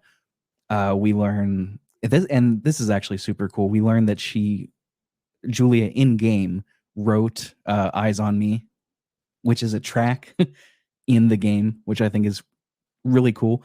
And she wrote it about Laguna, like that's her long lost love. But she did end up going on to remarry. I'll let you take that. Yes. So well, I don't think she remarried. I think she was because her and Laguna were never together. I think they were just kind of Oh like yeah, courting each other. yeah. Um, I misspoke. no worries.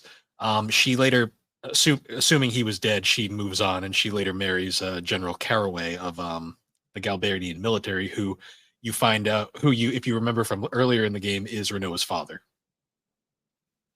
So that's how it cuts off there. That it's basically like Laguna is not Renault's dad, cutting that off there now, essentially. Yes, but it was a really good red herring for a while. No, it was because it's never really explicitly explained until later on in the game, where like I believe it's during that scene with that third scene with Laguna, where like I think Kyros mentions that, oh, did you hear Julia got married or something like that? Yeah, yeah. Yeah, and I guess going back now to the main plot, so the whole game is kind of confusing at the start because like you're constantly switching back and forth. And what I found interesting was like when they wake up from the Laguna segments, they kind of recount what happened, but each one of them has the memories of the character who they were taking basically taking control of at the time, which I thought was kind of cool. Yeah, yeah. It's sort of in a way it's letting you, the player, know that this isn't just like some sort of group dream. Like because they're assigned quote unquote to each character, something is going on. This isn't just like some sort of collective unconscious dream fest. It is, there's some intentionality behind this, which we do find out is true eventually. Yes. So going on, so we mentioned the whole like attempt to assassinate Sorceress Adia. That is basically the final scene of Disc One because it ends famously with Squall getting impaled with an ice shard, and it kind of just literally just cuts to black there, and it's like insert Disc Two. It's like holy shit, what happened? Does it still? So you played the remastered version? Does it just immediately go to the next scene on the remastered version? Yeah, after like a little black screen, like a little brief load. Yeah. Okay, because in the original, it would cut to the please insert disc two prompt would pop up, which I thought was an interesting like kind of cutoff point because it really kind of left you with that holy shit, what happens next? Oh yeah, you don't want to just take the disc out and come back later. You want to switch it out right now. You gotta find out if Squall lived. Yeah, and I mean, he's on, I can't remember if it was Kitase that said this, but they're on record saying like it was in his shoulder. Like Yeah. he's not dead. Like, because there's a very popular fan theory that Squall is Yeah. dead, and that is his death scene, and everything after, because of how weird it gets, is just like It's a like fever dream. yeah, like a coma kind of thing. And they're on record saying like, no, no, no, no, no. But frustratingly, I think it was Kitase, but I could be wrong. In an interview, he kind of offhandedly said like, "Oh yeah, like if we ever remade it, like who knows?" And it's like, no, no, no, no, No. no, no, do not do that. That's like there's a lot of fan theories about 8. That is like that one's funny, but it's not a good one. Like that's not my desired ending. It doesn't even look like it's through the heart. Like it's pretty clearly in the shoulder. Yeah. I think the whole credence to the whole rumor is the whole how the game ends with the whole like time compression, but we'll get to that later. Yeah. So another set of characters though that we didn't really mention, this game has a Biggs and Wedge. I am forget. Oh, right, and the Timberwolves. So there's that. There's the main Biggs and Wedge in this game is the two Galbadian soldiers that you run into frequently throughout the game. Like their first major, Oh, right. My bad. yeah, their first major appearance is when you're doing the opening mission, and they're up on top of the tower, and they get blown away by the boss.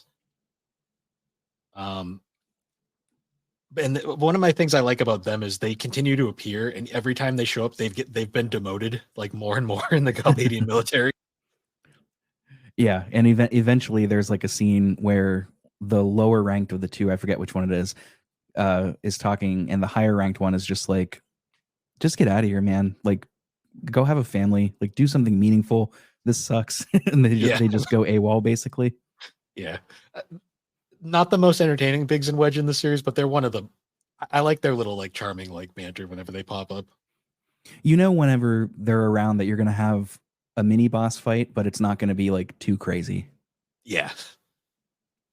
You'd mentioned the other side characters though. There's Renoa's little sidekicks in Timber, Zone, and Watts. Okay. Yes. Yeah. The one that is always having An very ulcer convenient or stomach stomach problems. cramps. Yeah. I think that's Zone. Because the goofier one is Watts, and he's always just kind of like showing up at random points. Yeah, really. Like throughout the entire story, they're just like at some point they somehow get into another enemy's quote unquote enemy's army, and we're just like, what are you doing here? Yeah, it's like how? And it's like, yeah, we just kind of showed up, and it's like, alrighty then. Yeah, they took the Laguna route of just kind of failing forward and just seeing what happened. See, that's like one of the things I like about 8 is its story has problems, but there is a lot of really charming moments throughout it that like make it stand out in a way.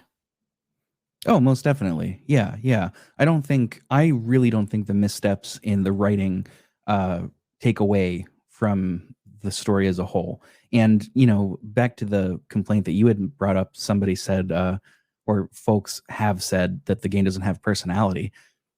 Like, I just don't know what that means, because that's so clearly not true. I think it's a very generalized term for them basically saying they don't find the game interesting, but it's not deep enough. Yeah. So another big significant scene that happens in this game is when you eventually return to Balam Garden, the original starting point. Suddenly there's like a civil war going on in the garden. Yes, this is one of the most impressive things I've ever seen on a PlayStation 1. It is extremely good. It's that whole scene is crazy to me because it's like you show up and like suddenly there's like a power struggle going on between Headmaster Sid, who I like to affectionately refer to as Robin Williams Sid. Yeah. Because you'll understand if you see him. And then there's this benefactor for the garden known as Norg, who we've yet to hear from. We have not heard of at all throughout the game, but suddenly he's just important. And you go through this whole like basically like you have to fight off like the whole civil war is going in the garden, and it's crazy because you go through all the rooms and there's like just like students like fighting back and forth everywhere, and you progressively make your way down to the garden's basement, and there's just this random like yellow creature down there, and he's like, I am the actual ruler of garden, and like you face him off as a boss fight, and then suddenly the garden just converts into a flying fortress and takes off. It's really bizarre. It's kind of telegraphed very subtly throughout the beginning of the game. You can notice that it seems like anytime Sid starts talking a little too much to the group, the garden faculty is how they're referred to, kind of come up and they're like, "Don't you have somewhere to be, Mr. Sid? Like, don't you have a meeting to go to?" And they're kind of controlling him because they work directly for Norg. Yes. Norg was the benefactor of the garden. He put up the money to have this built. And now the Civil War is like, do you side with Norg, the true garden ruler, or do you side with Sid? And I'm blanking on the specifics because there is a reason they got sent, Squall's group did, on the mission, and Norg was involved. I'm a little fuzzy on the details, but that's kind of what starts the Civil War. Yes. Well, so Squall and Renoa, well, not Renoa, Squall and his group got sent on the timber mission at it was under the request from Renoa, I believe. Oh, no, no, no. I meant the assassination attempt Oh, right, right, right. That's right. That on happens. Edia. I believe that was Sid's doing, and the fact that they failed played into Norg's hand somehow, and then he was just going to use us as a scapegoat and have us killed, I Right, think. right. It's probably a little more complicated than that, but that's like the basic summary of what happens. It happens very quickly, and then you never see Norg again. So, You can go back down to his room, and he's just in like he's like cocooned now, and it's weird. oh, right, because there's that whole subplot of how that species turns into the little Moombas. Yes. I Um, love that little village.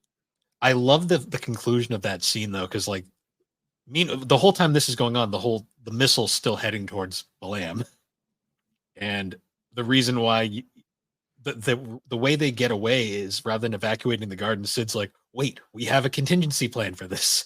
He's like, go down here, and you go down to the garden's like lowest regions, and essentially there's this whole mechanical thing that they programmed into it, which is like converts it into this flying fortress that they can take anywhere, which is bizarre and out of nowhere, but is one of the coolest scenes in the entire game.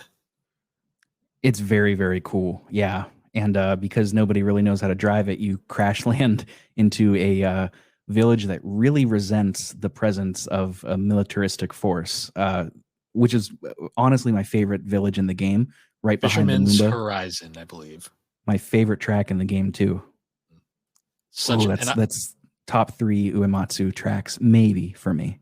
so I like the second time you visit Fisherman's Horizon later on in the game, but the first appearance there is very fun. Like you explore around, like in basically the workers at Fisherman's Horizon are going to convert the garden so that you can properly control it, but you have to kind of like hang out and do some story beats while we're here, and then following that is the Battle of the Gardens, which is probably the most important scene in this entire game.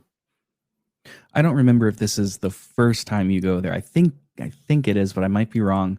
The reason they agreed to rebuild because you crash land into Yes. their little village, and like I said, their leaders are very pacifist. Every Sakaguchi game has an anti-war theme, and here it is. Yes. And they don't want the military here, so they're like, we're going to fix your ship so you can get out of here. And of course, what happens? You lead the enemy right to them, and Yep. it destroys the town, and nobody likes it. Everybody is mad at you, Yes. That scene was very tragic too, because it's like you feel like you just feel like crap after. You're like, we did this. and you expect them to forgive you, and they don't, and that's the No. best part. No, all the people there are like really real. I think that's kind of like why that town is such a probably one of the most iconic parts of the entire game. Yeah, and it's interesting too because like the village leader at a certain point is faced with soldiers and he tries to use like what truest form of pacifism, like turn the other cheek, and it doesn't work, which kind of goes against Sakaguchi's anti-war theme, though maybe not. I don't know. Maybe there's like a realism wrinkle that I'm not clued into. I thought that was really interesting because Squall steps in and he's like, he's gonna die if he doesn't fight back. Like violence is Yeah. necessary right now. But then again, that does kind of fit into Japan's kind of history. But I'm not a Japanese scholar, so I'm not gonna try and talk on that. Yeah. Um, so we'd mentioned earlier the Battle of the Gardens. Um, this whole scene is insane. Like, because you return to Balam after the gardens fixed, and you see another floating fortress just chilling there, and you're like, wait a minute. And basically, Galbadian Garden is facing off against Balam Garden, and you get it's Cypher has. We haven't even mentioned Cypher now that I think about it. Yeah, we made fun of his gunblade. That's it. So Cypher is like he's not like a Sephiroth. He's kind of more of a he's not really a main he's not the main villain. He's just kind of an annoyance throughout the game in a lot of ways.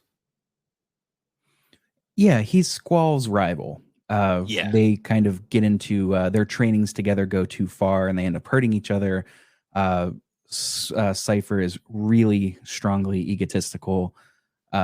It's one of those things, and because he is weak-willed in that way, he gets manipulated a lot through the game by antagonists, and ultimately, since we're past the spoiler wall, uh, is a mini boss several times, and he is never a challenge to fight. No. The most interesting thing he does in the game is he cuts Odin in half. Which that scene is a little ridiculous. I mean, Yeah. you don't have to get Odin in this game. He's totally optional. But Odin's whole gimmick is he'll show up at random occurrences in random battles and just automatically end it. He cuts the enemies in half. And Cypher, this person that we have stomped so many times so easily, somehow defeats a god. When I saw that scene, I laughed out loud. I was like, "There's no way." The best part of that scene is that it's how we get Gilgamesh later on, but it's like Yeah, that is pretty cool. but it's like the most ridiculous thing. It's like he just cut Odin in half, okay, and then he goes immediately back to being pathetic right after. Yeah, yeah, he's an interesting character. I'm not certain whether or not I like him.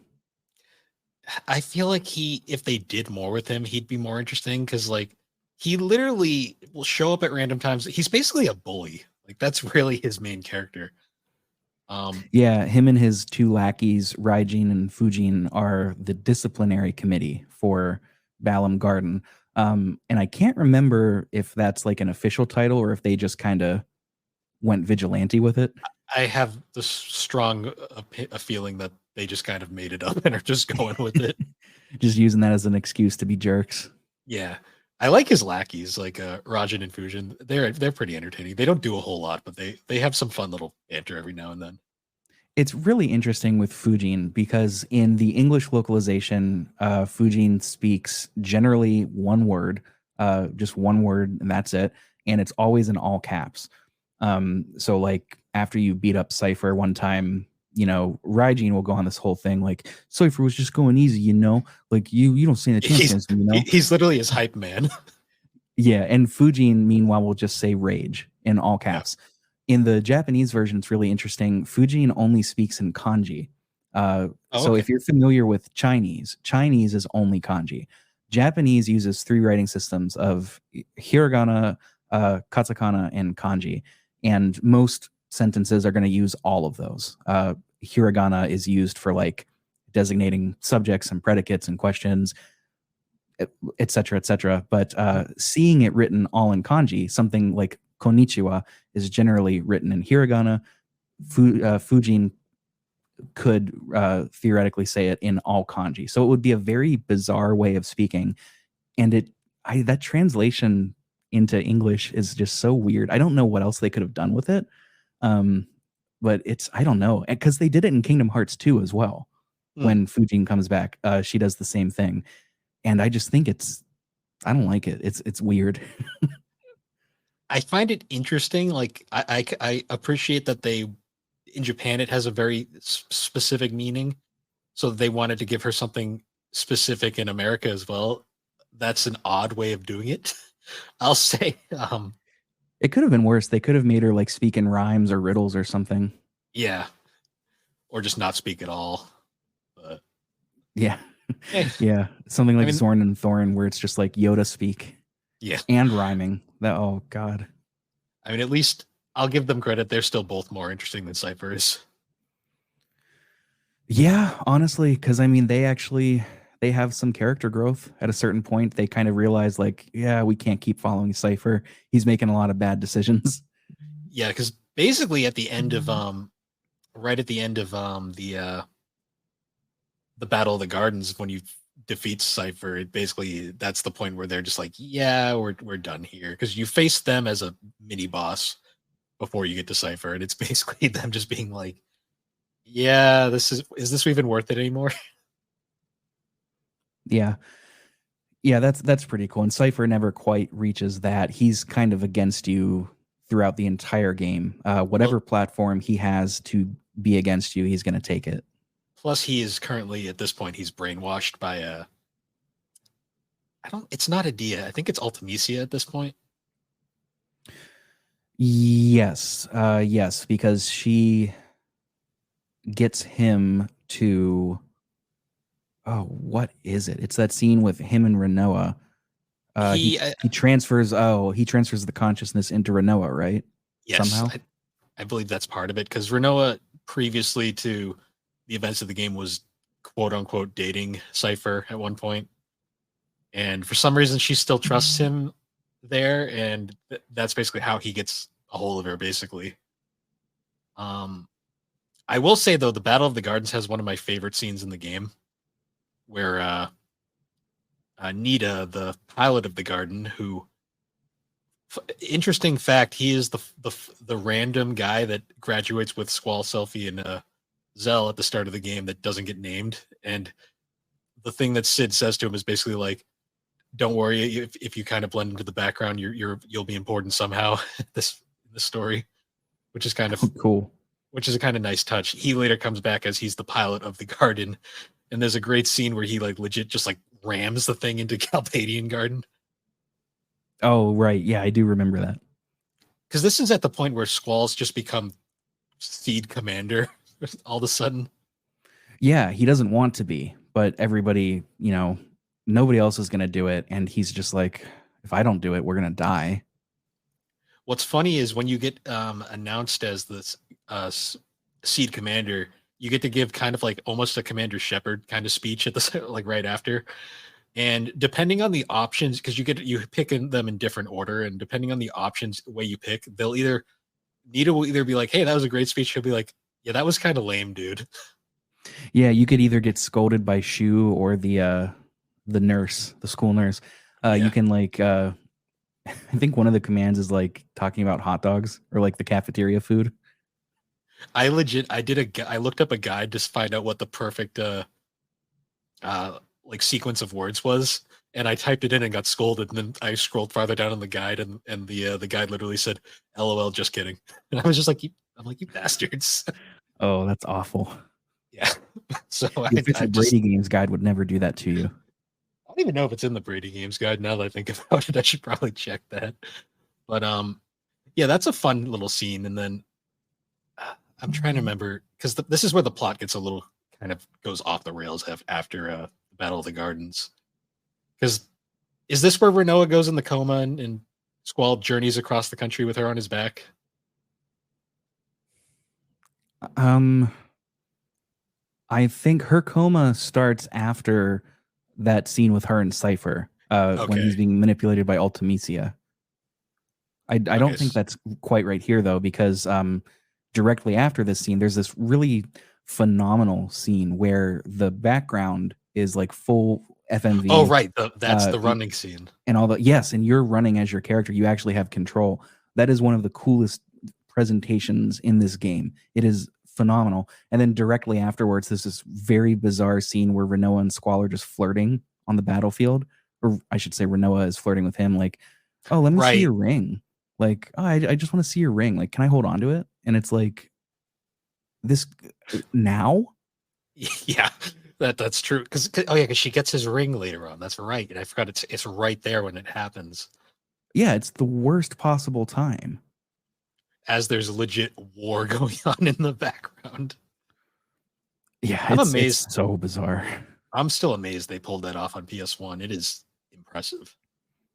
Oh yeah. Oh yeah. I mean, I don't think anybody could reasonably fault this game's presentation. It is top notch. Mm.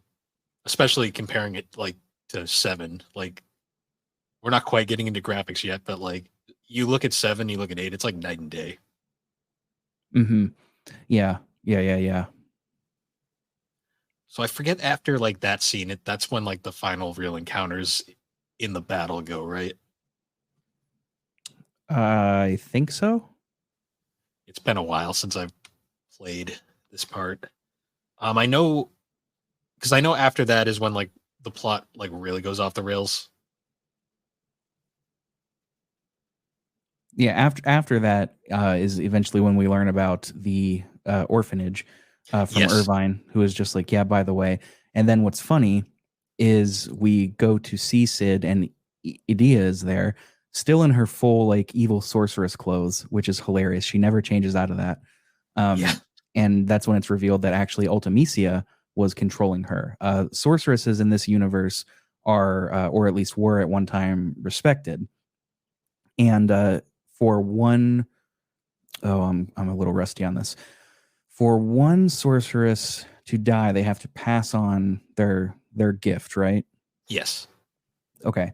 And Ultimecia somehow is a sorceress from the past that is able to time travel, and has taken over Idea because her grand plan is time compression. Yes. Which what was her goal with time compression? I'm a little fuzzy. Was it just stopping everything? Yeah, I believe so. It was like really arbitrary like that. I'm a little fuzzy on that, but essentially, Ultimecia could potentially take over Idea at any point after that. But as long as Ultimecia is around, we're in danger. So you do get to play as Idea briefly. Um, Yes. it's not advised to do so because, like, why would you? I mean, she leaves your party pretty quickly, but you do get to play as her, which is kind of cool. Yeah, and she's all right, like magic wise and stuff. But it's like if you've been junctioning, she's gonna be extremely pathetic. Hmm. But that's where they reveal sort of like what Seed actually is and Yes, always was. And I have a feeling you've played this game so many more times than than me. You could probably explain it better. like good. It's been a while. I know that the whole Seed's whole entire goal was they were basically to face off against the sorceress, and Yeah, and we know that we've been told that, but we've assumed it's Idea, but it's not. no, it It is. was it Ultimecia or was it the other sorceress or was it just sorceress in general? Like It was the one before Ultimecia that we encounter later in oh, space. Adele, yes, Adele, yes. Yeah, because Adele got a little too powerful, a little too crazy. And that was originally the purpose of Seed, was to take, orphans that didn't have a family, give them a family. Because before this, Adia was referred to as the matron, and yes, her and Sid ran an orphanage. And, once Adele started going on her rampage, they decided to form Seed as a way to combat this.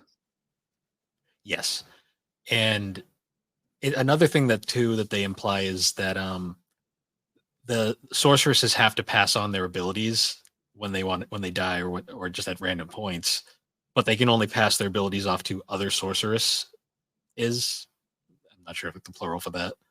Um, and I guess it's implied like that some people can have like so they have like the I guess like they can be sorceresses, but they don't have the outward like magical abilities yet. I don't remember.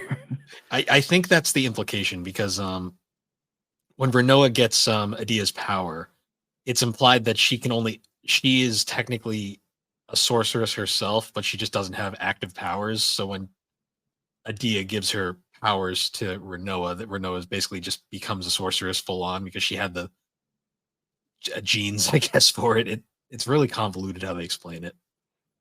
It really is. It really is. This is the point in the story where like you have to suspend your disbelief and just accept things to get the most out of it. And to be honest, that's true in a lot of sci-fi, right? I mean, Star Wars is the perennial example of this. You have to just suspend your disbelief if you want to enjoy Star Wars, right? It's the Mm, same here because I mean, this game is not a fantasy story, it's a sci-fi story, full on. yes. Yeah, because what's weird too is at this point, Squall's entire character kind of flips on its head, and there's a point like I'd mentioned earlier where Renault is in like a coma, and he suddenly like his only goal is to protect Renoa, and he's legit walking across the country with her on his back, to bringing her to safety, and it's such a bizarre like scene because it's like his personality has just gone like 180 at this point. And it would be believable if once she was revived, he stayed that way. But as soon as she comes, like he's saying all these really tender things to her, like he basically has a heart to heart with her while she's in a coma. He's like, I wish I should have said this to you. I should have told you this. I should have treated you so much better. I will do anything in my power to save you. And then as soon as she's back, he's just like, whatever. I don't care. Yeah, Like, get away from me. It's that's another part of the writing here that I just don't know why they did that.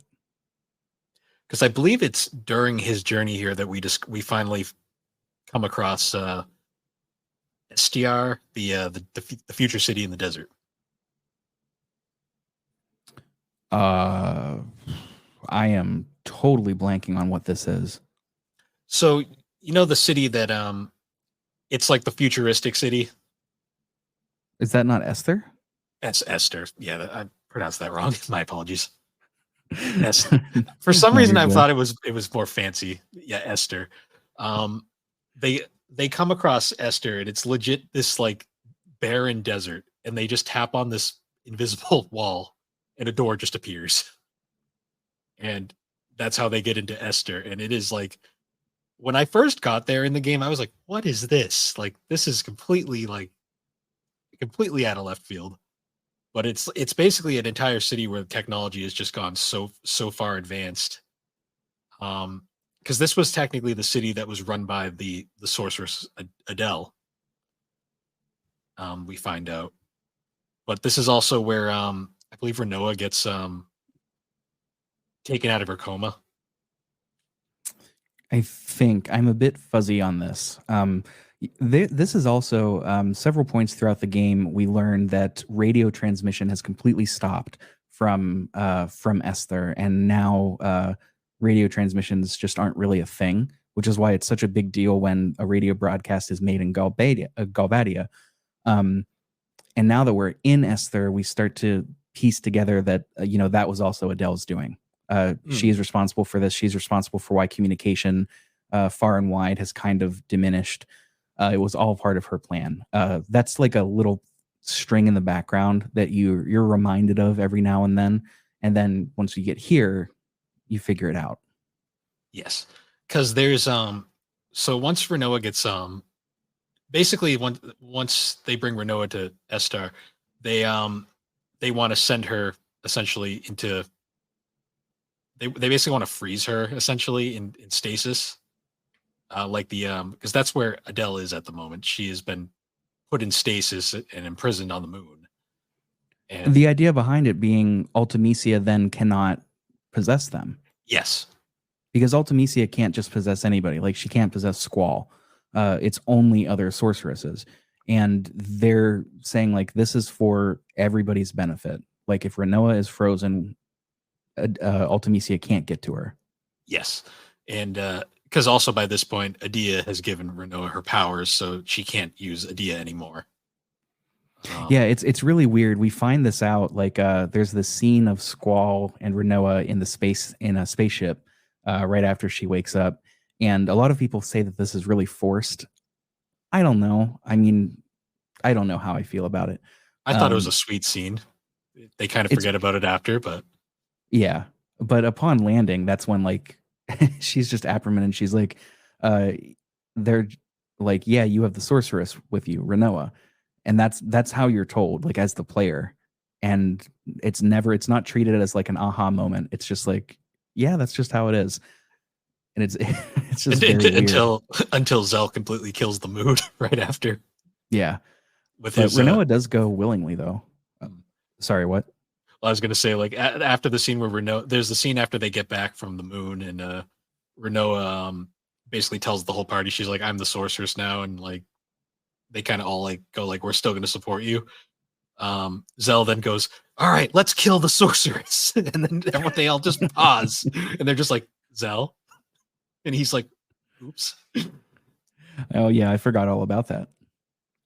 Going back though to when they actually send Renoa up to space, there's a great blink it or miss it scene in this. There's a blink it or miss it scene there that like a lot of people missed on their first playthrough.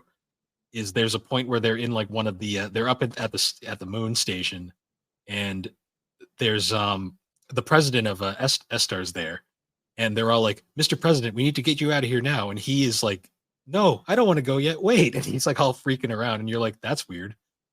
Until you find out who the president is later.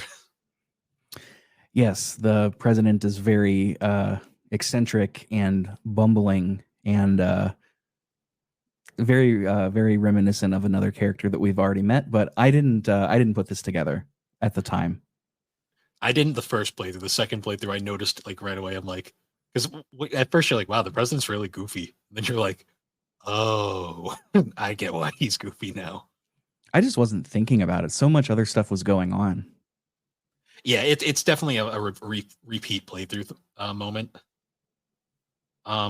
There's also, so after that too, we also get one of the probably darkest scenes in the game, just depending on your how you do it mini games. There's a scene where Renault and Squall are both just in spacesuits, and you have to catch Renoa in this like kind of like mini game thing. And if you miss her, you get one of the most depressing dialogue boxes in the entire game. Did you? Yeah, Did you? I missed her the first time because Yep. it doesn't really tell you what you're supposed to do. Yeah, you have The to reason kind of that they're like. in, sorry, go ahead. I was just gonna say, like, you kind of have to like aim for. She's like this little speck in the background that's slowly getting closer to the camera, and you have to kind of aim and reach out and grab her before she flies away. And if you Yeah, miss you have her, to just keep her in the center of your screen, basically. yeah. But if you miss her, a text box pops up and it just says Renoa was lost in space forever. Yeah, It's like, well, yeah. that's dark. The entire reason they're up there in space too is because Squall is going out to, or wait, are they in space at this point to seal Adele or to get Renoa? They were to get Renoa because Renoa had been sent up. This is also how the lunar cry happens. Oh, right. Yes. Okay.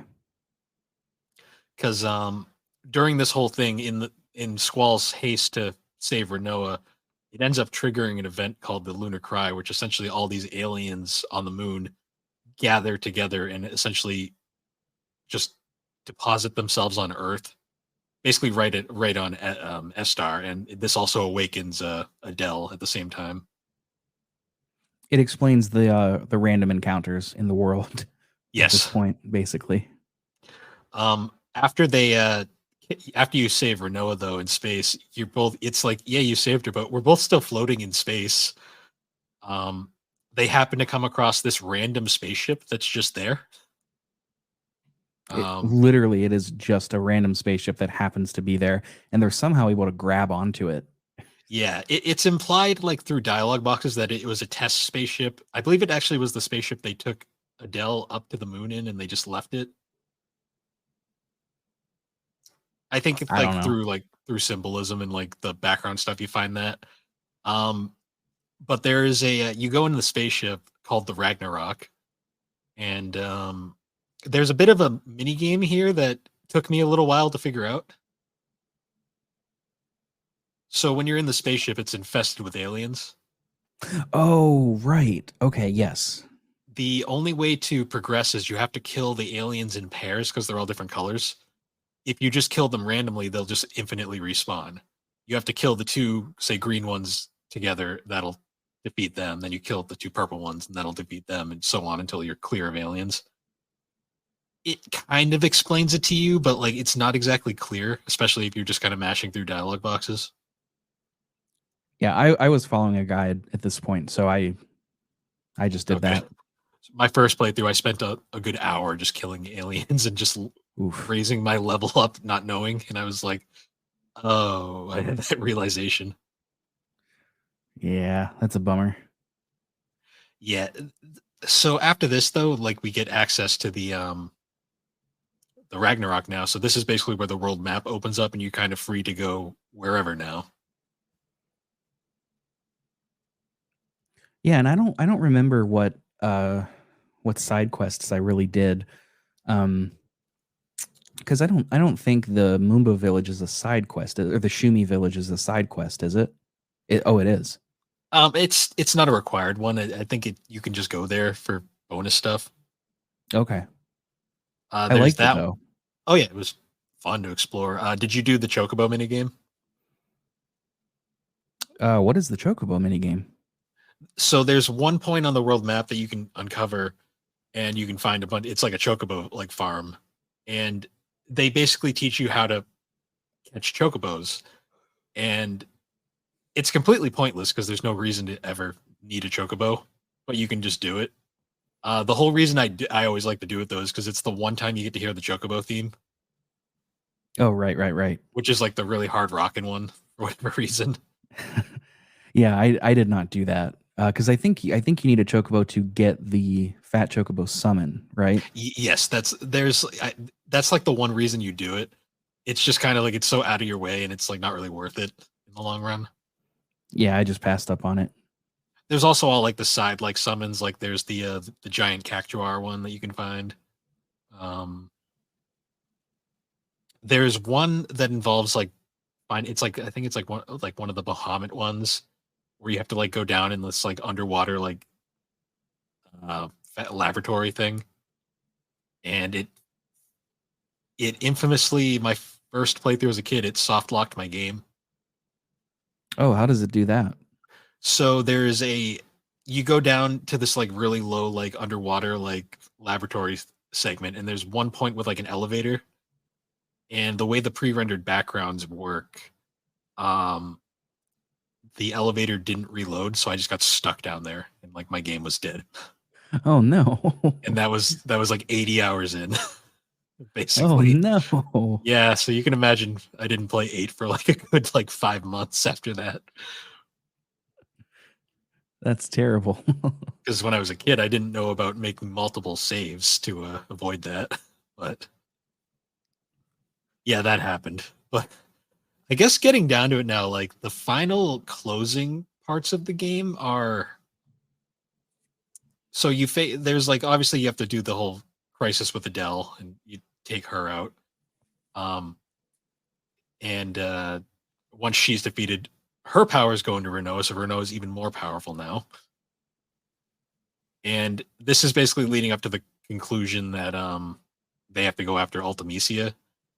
And I don't want to go super into it just because it's a lot to explain, but the Ultimecia fight is kind of annoying. I got really frustrated with the dungeon leading up to it. I don't know if it was because I was ready for the game to end, because especially in the second half, I felt like it was going on a little too long. But I was extremely frustrated with that whole dungeon. I don't even remember the gimmick because I was so over it. I think it's like certain like I know they split up your party at multiple points, and to me the most annoying thing is that the final boss like just randomizes your party. Yeah, that sucks. Like that was like ugh, and you just kind of have to deal with it. I love that final boss theme though. Oh yeah. There's you'd be hard pressed to find a bad track in this game. Yes. I know everybody says this is the best OST. I wouldn't It's not my personal favorite, but easily in the top 3, and it's not number 3. To me, the insanity behind Nobuo Nobuo Uemasu's score for 8 is the fact that he composed it at the same time he was doing 9. And what's funny too is like he thought 6 was going to be his last one. So he was like, I went all in 6. And then immediately does 7, which is like extremely well known. And then immediately puts out Does 2 more 8 that are and 9. considered to be top tier. Like, I consider 8 to be his magnum opus, but I always say, like, the fact I consider that his peak, and then 9 was still just as good, which is just as impressive in my opinion. It's like when we're talking about Persona soundtracks, like I could say like for me personally, I actually don't know if it would be 4 or 5 would be my least favorite of the soundtracks, but even whichever one's my least favorite is still extremely good, you know? Yeah. I mean, Nobuo Uematsu is still, like, in my opinion, the goat of composers in music. Well, for video games, anyways. He's a great follow on Twitter. He like just the other day he posted a photo of him in the recording booth singing into a microphone, and the caption was just like, "Today's my recording day." He's just like this cute little old man just doing his thing.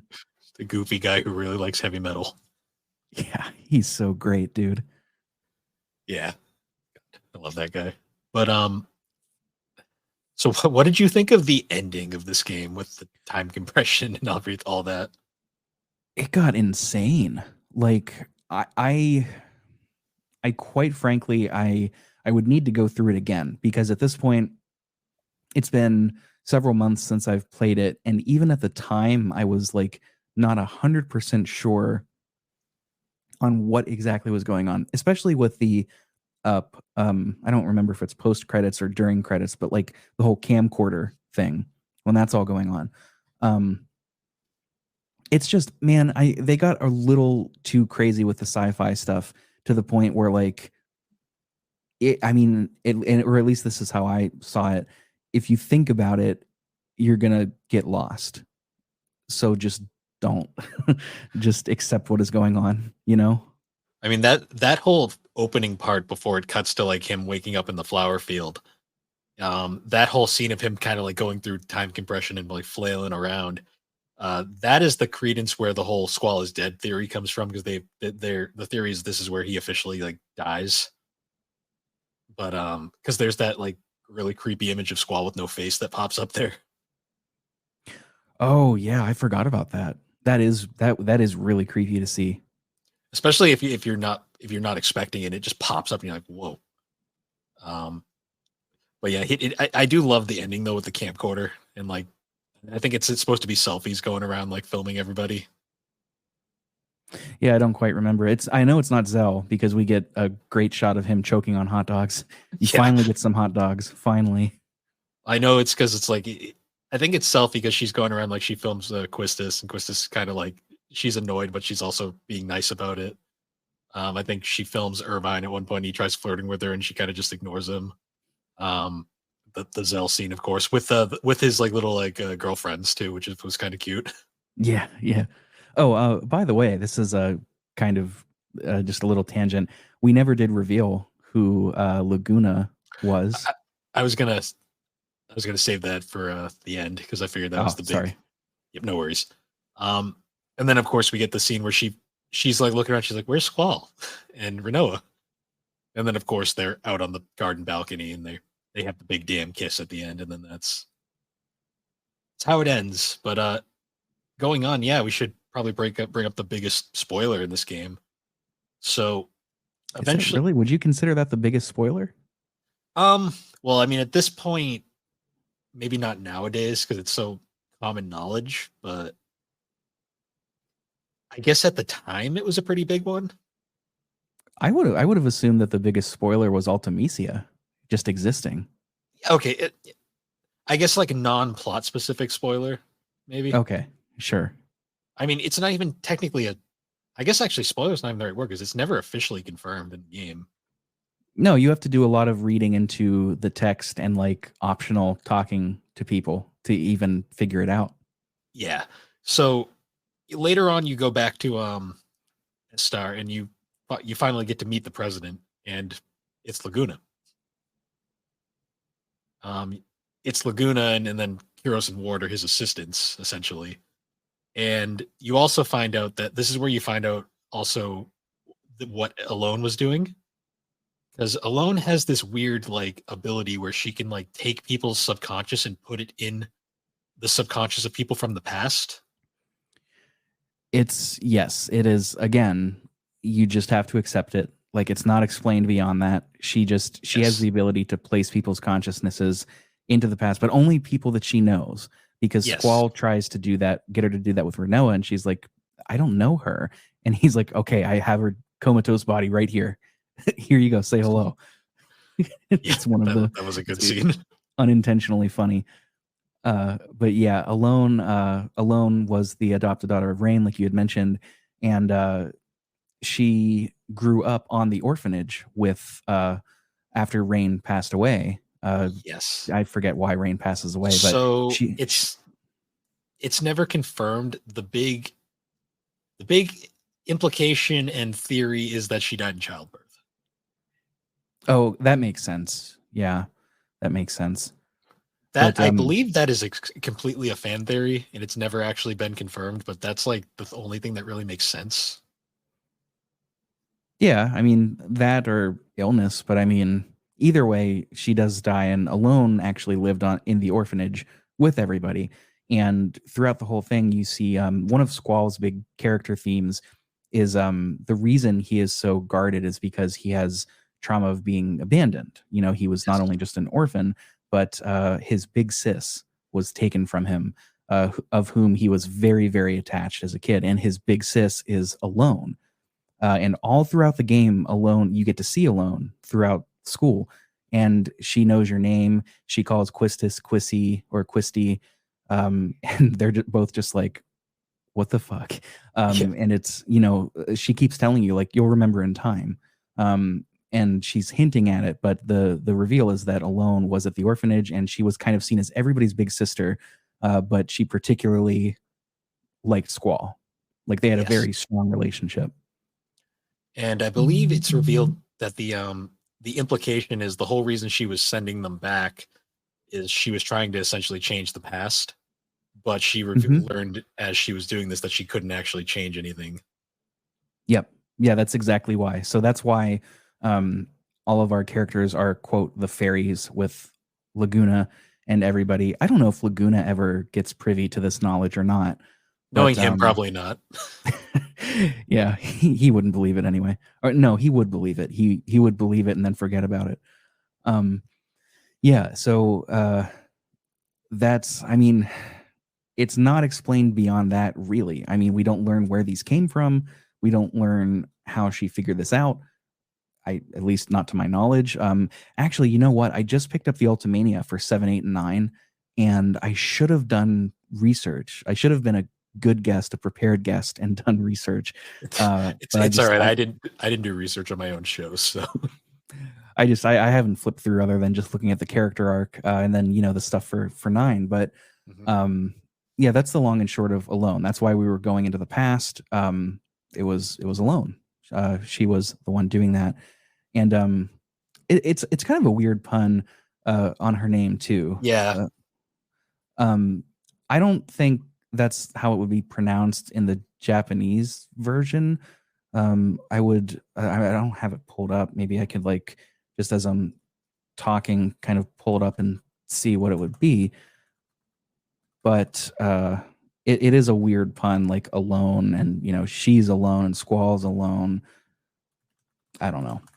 yeah. I'm not sold on it. It might be just a convenient coincidence there. Yeah, probably. Oh, there we go. Uh, Erone is how it would be in Ah, if I'm on the right page. But yeah, she's a interesting little character that again, they could have done so much more with her. because I guess now we should get to the big reveal. Is one of the cutscenes that you see during the Laguna flashbacks is Laguna proposes to Rain in this really nice like CGI cutscene, and it's implied that they were married, and that's then where things you have to kind of use your context clues a little bit to figure things out because it's never fully explained in game, but the base it's basically all but confirmed that Laguna is Squall's dad. Yes, he has Squall's ring.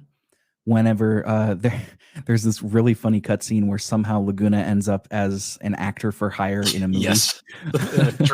And a dragon that he thinks is a prop shows up, and it's an actual dragon. Yeah, and he picks up a gunblade for the movie, and he gets really attached to it. And when he does the gunblade motion, it's the exact same animation as Squall when Squall Yes. starts up battle. And there are a few other things too, but yeah, I mean that's canon. Like Laguna is Squall's dad. The biggest hint that the game gives you, that's pretty much the most kind of like, it's not telling you it's what's going on, but it's basically telling you what's going on, is if you talk to Kiros uh, next to Laguna's desk, he basically makes the comment, he definitely takes after his mother. And it's really sweet too, and it fits in with the love story theme because Laguna and Julia had this great lost love that was never realized because of their circumstances, and we get to see it live on through their children. Yes, which is a nice little touch. And It's I mean, beautiful. people trash the love story aspect of this game, but I don't agree. I honestly think it is really well done. I think it suffers from some issues in the writing at times. Oh, absolutely, absolutely. It's the how do I say this? How committed they get to the sci-fi aspect without having the resources and or time to flesh it out, I think makes that aspect suffer. And it puts the love story as a kind of as a backseat for a little bit. But no, I think the love story is very effective, really effective. No, and I really enjoy, like, see, I'm really conflicted in this game at times because I love it. I love the characters and I love the story, but even then, I can't deny that it's extremely flawed in a lot of ways, and that does hurt the overall experience. Well, it's okay to have personal attachments to things that aren't perfect, right? I mean, perfect Yeah. is the enemy of good. And if this speaks to you on a level that made you feel something, there's no arguing against that. Like nobody can come up and say, "Well, you shouldn't have felt that because, I mean, really, they just weren't talking about the orphanage because Irvine just figured we weren't bringing it up." That doesn't matter. If that made you feel it, then that's it. End of discussion. And so, like when people say, "Oh, wow, there's another person in the community in our Discord circles that loves Final Fantasy 13 Yes. to death." And like people, even in that server, people will be like, "Why do you like that game?" And it's like, because it made me feel things. And it's like, okay, that's it. Like it doesn't matter. You could say the writing's bad all you want. You could say that the battle system sucks. You could say whatever you want. It doesn't matter, right? So that's why when we do these things and we analyze stories like this, I always say that subjectivity is really important. I don't want to hear somebody try and talk about objectively how good a game is because then it becomes bland and sterile. No, I want to hear why Bill loves Final Fantasy VIII. That is interesting to me. I do not. I don't want to hear like the 50,000th analysis of the story with objective facts. No, I want to hear what you took away. And that's what you've done today. And that's why this is a good episode. Yeah. Like I really just wanted to do kind of like a defense piece on Final Fantasy VIII because I know it's not considered the worst Final Fantasy by most people's stands. Honestly, the worst Final Fantasy debate is interesting to me because I'm pretty sure everybody has a different answer. Do you have an answer? I'm just curious. Um, it's kind of a cop out because it's 11, and that's mostly just because I have no attachment to it. Oh But yeah. I can't call 11 a bad game though because I haven't really played it. I truthfully I don't even include the MMOs, which I know pisses 14 players off a lot. But I mean, the fact is they're just so different. They require such a different commitment. Yes, The storytelling is way different. They are functionally different games. If I'm I picking a guess. mainline one that I like the least, I'm going 15, with the caveat that I haven't played 1 through 5, although I cannot imagine disliking 4 or 5. Uh, I guess I'm just If you putting that like, in there in case 2. But yeah, 15 for me. if I know you like 9, so you're most likely gonna like 4. I know, dude. I played the opening bit, um, and like when Cecil immediately, like within the first half hour, he's like questioning his loyalty. I was like, oh, this is gonna be good. Oh, Cecil is arguably like the best Final Fantasy protagonist, but that's a discussion for another day. Um, I guess if I'm going to say my least favorite Final Fantasy, not counting the MMOs, I guess 13.3. Oh, interesting. I've heard that the sequels to 13 are really good. 13.2 is like I don't even hate 13.1. 13.2 though, I legitimately think is a really good game. I've got 13, 2, and 3 on my shelf on sorry, I know we're not talking collecting, but I've got that Target Steelbook where it's Lightning dressed up as Cloud, which is like Yeah. I like my personal headcanon. I like to think that they heard the complaints that Lightning is just female Cloud, and they were like, all right, well, take this. You know what's funny? I heard a lot of people always refer to Lightning as female Squall, but She's too mean. yeah, I know. Squall's not mean. It's because she's very stoic and has a gunblade. I mean, And neither yeah. has Cloud, to be fair. To be fair, a lot of people forget Cloud has a personality because a lot of people only associate his Advent Children personality for some reason. I man, is it time for an OG7 replay? It might be. I played through like 5 to 7 hours of the first installment of the remake, and I was just not feeling Cloud. Like he is just the broody dude that's there. Everybody loves him for some reason. He's got MC syndrome in that way. I was just not feeling it. See, to me, like Cloud doesn't become interesting until after he has his mental breakdown in 7. Yeah, it's been so long since I know what you're talking about, but it's just been so long since I've done that. I would like to replay 7 eventually, I think. The way I always describe it is the first half of 7, he is just having an identity crisis because he thinks he's Zack the whole time. Spoiler warning for anyone who hasn't played 7. Oh god, We've yeah, already somebody out there is spoiled. getting We've already spoiled everything at this point. And then the second half of the game, he's literally like, "Hey guys, let's mosey," and it's like, okay, these are the same character. Yeah. Yeah. I don't know. I don't know when I'm thinking of 7 and 8. I think my opinion of 7 has kind of gone down because I played 6 and I realized, oh, like 7 actually took a lot of inspiration from 6. And I'm not diminishing 7's importance because I think it's still to this day the most important Final Fantasy and one of the most important JRPGs ever. But if I had to choose which one I wanted to replay, it would probably be 8. Um, all things considered. 8 is to me like I think also one of the reasons why a lot of people give 8 a lot of grief is because if they have played it at all, they've only played it once, and I feel like a lot of 8's real value comes from repeat playthroughs where you notice things that you didn't notice the first time around. And you're more comfortable with the system that is so different from what you've come to know with 7 and potentially before that too. Yeah. And we touched upon like the graphics earlier on, but like this game to me is like one of those like games that like really showed like kind of pushed the PS1 to its absolute limit. Yeah, man. I played this, as I said, on Switch, and it looks great on the Switch OLED. It really does. There is a part of me, if I didn't use the fast forward feature so often when I'm just exploring, or what I like to do, especially with 8, where leveling is kind of against you, I will fast forward no random battles just so I can explore a town like a forest, whatever. But I would love to see all that on a CRT. Oh my god. Especially with the original non-cleaned up graphics. Because Yes. I love the cleaned up graphics in remaster. I thought that was a really nice touch, but there's just something charming about Squall's goopy. You're the best looking guy in the whole room. Yeah, they turned him into that, and it's no longer funny. Yeah. I love that image so much. Even then, like though, like the CGI cutscenes in this game too, like the ones in 7 were really impressive, but the ones in 8 are like you could put them in a modern game and they'd still probably look good. Oh yeah.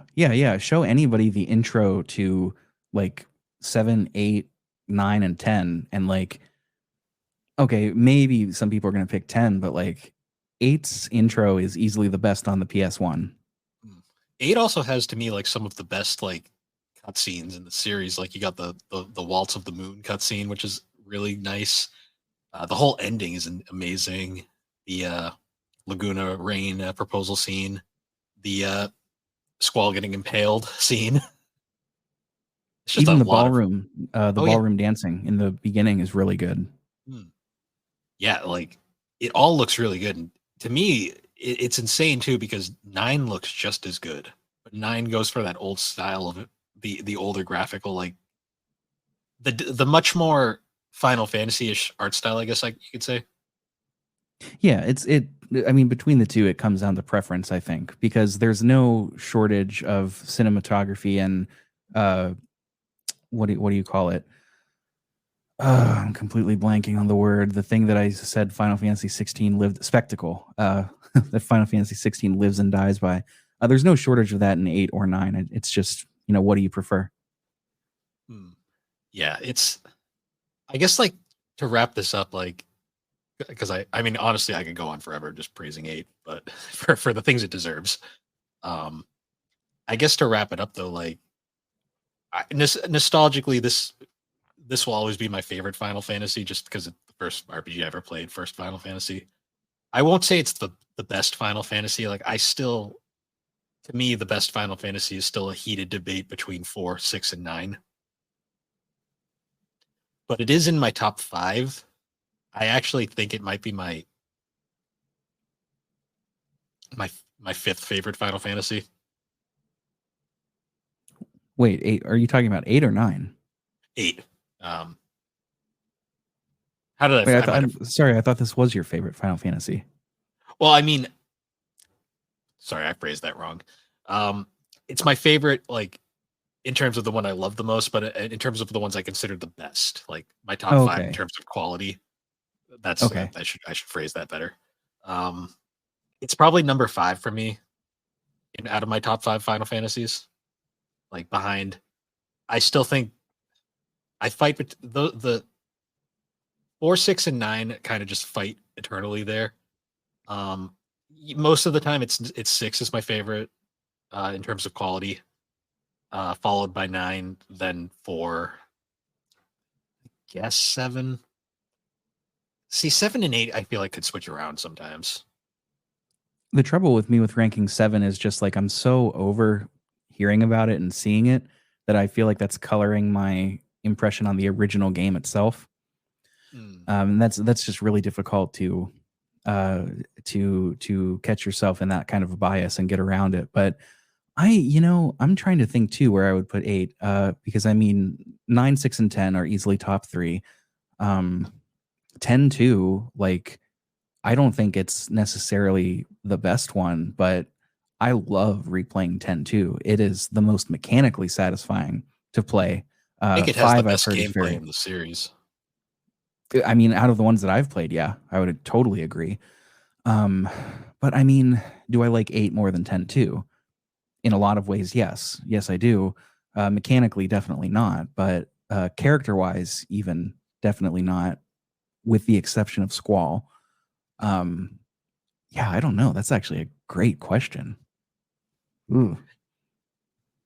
Because I mean, even I have 16 higher than a lot of people because 16 hit me differently, I think, than a lot of people did. Because like I've said it before in a few shows, like 16 was the first Final Fantasy I've played in a while that I made me actually feel something.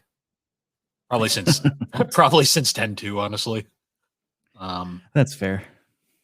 I won't say it's perfect because 16 has a lot of problems, but I had fun the entire way through. Unlike 15, where it was fun for about the first couple hours and then it falls off a cliff.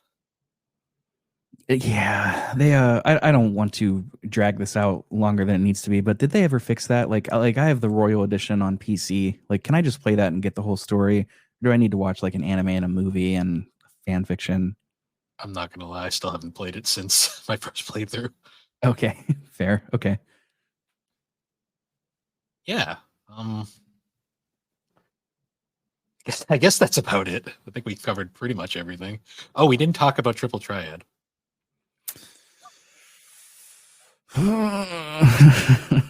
It's kind I of important. I did not engage with this a ton, to be perfectly honest with you. I did a little bit. There is this whole side quest with the Queen of Cards that involves you purposefully losing your big cards to get them reformatted, and then you can win them back later. Because turns out, I think it's Renoa's dad plays a lot of cards or Yeah, something. yeah. I did not do any of that. I got a few of the character cards, like I remember getting Angelo from Watts. I think you have to play him. It's a mechanically satisfying card game. Like there's no two ways about it. It's in 9-2 under a different name, right? No, 9 changed it. It's Okay. basically the same, but they kind of tweaked it, and everybody thinks it's the worst thing to ever exist in a video game. Okay. I think they're just being dramatic, to be honest. Maybe. I don't know. I don't remember really hating it. I also didn't play a lot of it in 9. The reason people get mad about it is because there's an element of RNG, and the game forces you to play it kind Oh, of for okay. no reason. You can go the whole game of FF8 and just not play Triple Triad. I didn't You play it my should. first I didn't play it my first playthrough. I mean, you should, because that's how you break the junction system. That's the easiest way, because you can refine cards into really strong magic and items too. But I honestly, I didn't do a ton of that. My favorite part about the one last thing before we wrap this up. My favorite part about the 8 strategy guide is multiple times throughout it, there is literally a point where it's like, okay, play cards here. Um, and it's like, oh geez, you do this a lot. Also, whenever there's a guardian force about to come up, there literally giant red text in the guide literally pops up that just says guardian force alert. That's good. I mean, some of them are really good and they're missable. So Mm. that's like Fujin has one the first time you fight her, I think. Phantasmagoria, I think it's called. Yeah, and you miss it the first time, you'll never get it again. Yep. Yeah, there's a lot of them. It's surprisingly deep. But like I said, I'll keep going if I don't cut this off here. So once again, Rick, thank you for joining me on this. This was very fun to talk about because I noticed you said that you weren't going to be covering 8 anytime soon. So I figured it's still fresh in your mind. I might as well reach out and just see, like, hey, do you want to like do this on my show? And Yeah, absolutely. And you're right. I don't want to cover 8 anytime soon just because it would require a replay. But I mean, it gets entirely too much unjustified hate is the thing. mhm, Um, I think we were able to talk about the criticisms fairly where it deserves them. But yes, you know, the things like Squall is too emo. I hate that criticism because one, it's not fundamentally saying anything, and it's not addressing the reasons why he's coming off that way because of the localization, and it's also diminishing his entire or glimpse into his memories and his childhood trauma. I just there are so many criticisms of this game that just I don't think stand up. And it began with Spoonie. God damn it. yep. I mean, thankfully that review is so aged at this point that it's kind of like nowadays people are finally starting to see the game for what it really is. Yeah, and for what it's worth, I hope he's doing well. I know he was going through it for a time. If he's problematic, I don't know about it, but I mean, I hope he's doing okay. Uh, I think he's a streamer now, honestly. Yeah. Okay. Last Cool. last I heard. Um, but yeah, so uh, tell everyone where they can find you, Rick. Sure. Just like I mentioned the last couple of times, you can find me anywhere you find Bill, pretty much. You can just search Pixel Project Radio. That is the show that I am in charge of and create. Right now, we are doing in the middle of a Final Fantasy IX 5-part series. At the time of recording, parts 1 and 2 are up. Once this actually releases, you'll probably have all of them. And other Final Fantasy content. We also did a series with 6, with friend of the show of Bill's, friend of my show and friend of Bill's show, Chris Copleen of Retro Hangover. We did a Final Fantasy 6 one. Um, I'm desperately trying to put Persona 4 into the rotation. But now that I'm playing 3, that's, you know, it's going to be a little bit, but Bill will be on the show in an undetermined future date for Persona 4. But if you if you like going through stories of games and hearing all about them, and half-assed attempts at psychology symbolism and religious symbolism and readings like that, then you'll like my show. So check it out. Totally. I highly recommend the Final Fantasy VI series of episodes. Like, I always joke saying I listened to that at work and I exposed my coworkers to the Sparkle Bang, which is still the funniest thing. Oh, and I would be I'm so sorry. I would be remiss not to mention that you were on for the Inuyasha Secret of the Cursed Mask RPG, which is a game that next to nobody talks about. It's not amazing, but it's a lot of fun. Yeah. That was a fun time to talk about just because that game is very nostalgic, but also not very amazing. It's fine. It's fine, I guess is the best way to explain it. It is a game for the fans. Yes. I enjoyed my playthrough of it, but I'm probably not going to play it again anytime soon. And I can't remember. Were you on another episode? Am I forgetting? Nope. I've so far only been on the Inuyasha one. Okay, we'll fix it now. But we'll fix that. You'll pull me out of the Persona 4 hole whenever the time comes. I do really want to replay that though. Eventually, we'll get to it soon. No rush. I have the benefit of like I don't need any like prep time because I've played the game 12 times and I just know everything. So, and you're playing it right now too, huh? Yeah, yes, I'm on my yearly playthrough because the guys in the Retro Hangover server started a Persona conversation, and in the middle of it, I got really wanted to play 4, and I said fuck it and just started playing 4 again. So, yep. But yeah, once again, guys, thanks for joining us on the Gaming and Collecting Podcast. The Gaming and Collecting Podcast can be found on all your major podcasting platforms, particularly Apple Podcast and Spotify. You can find our episodes on YouTube now. The podcast is fully there with occasional video ones. And you can also follow us over on the GNC Podcast Network Discord server, where you can find all things GNC, 3DO Experience, Geek Addicts, talk gaming, anime, or just random nonsense. We have a weird Kermit the Frog obsession, and Alex has water bottle propaganda. It's a fun time. And with that, guys, we will see you all later.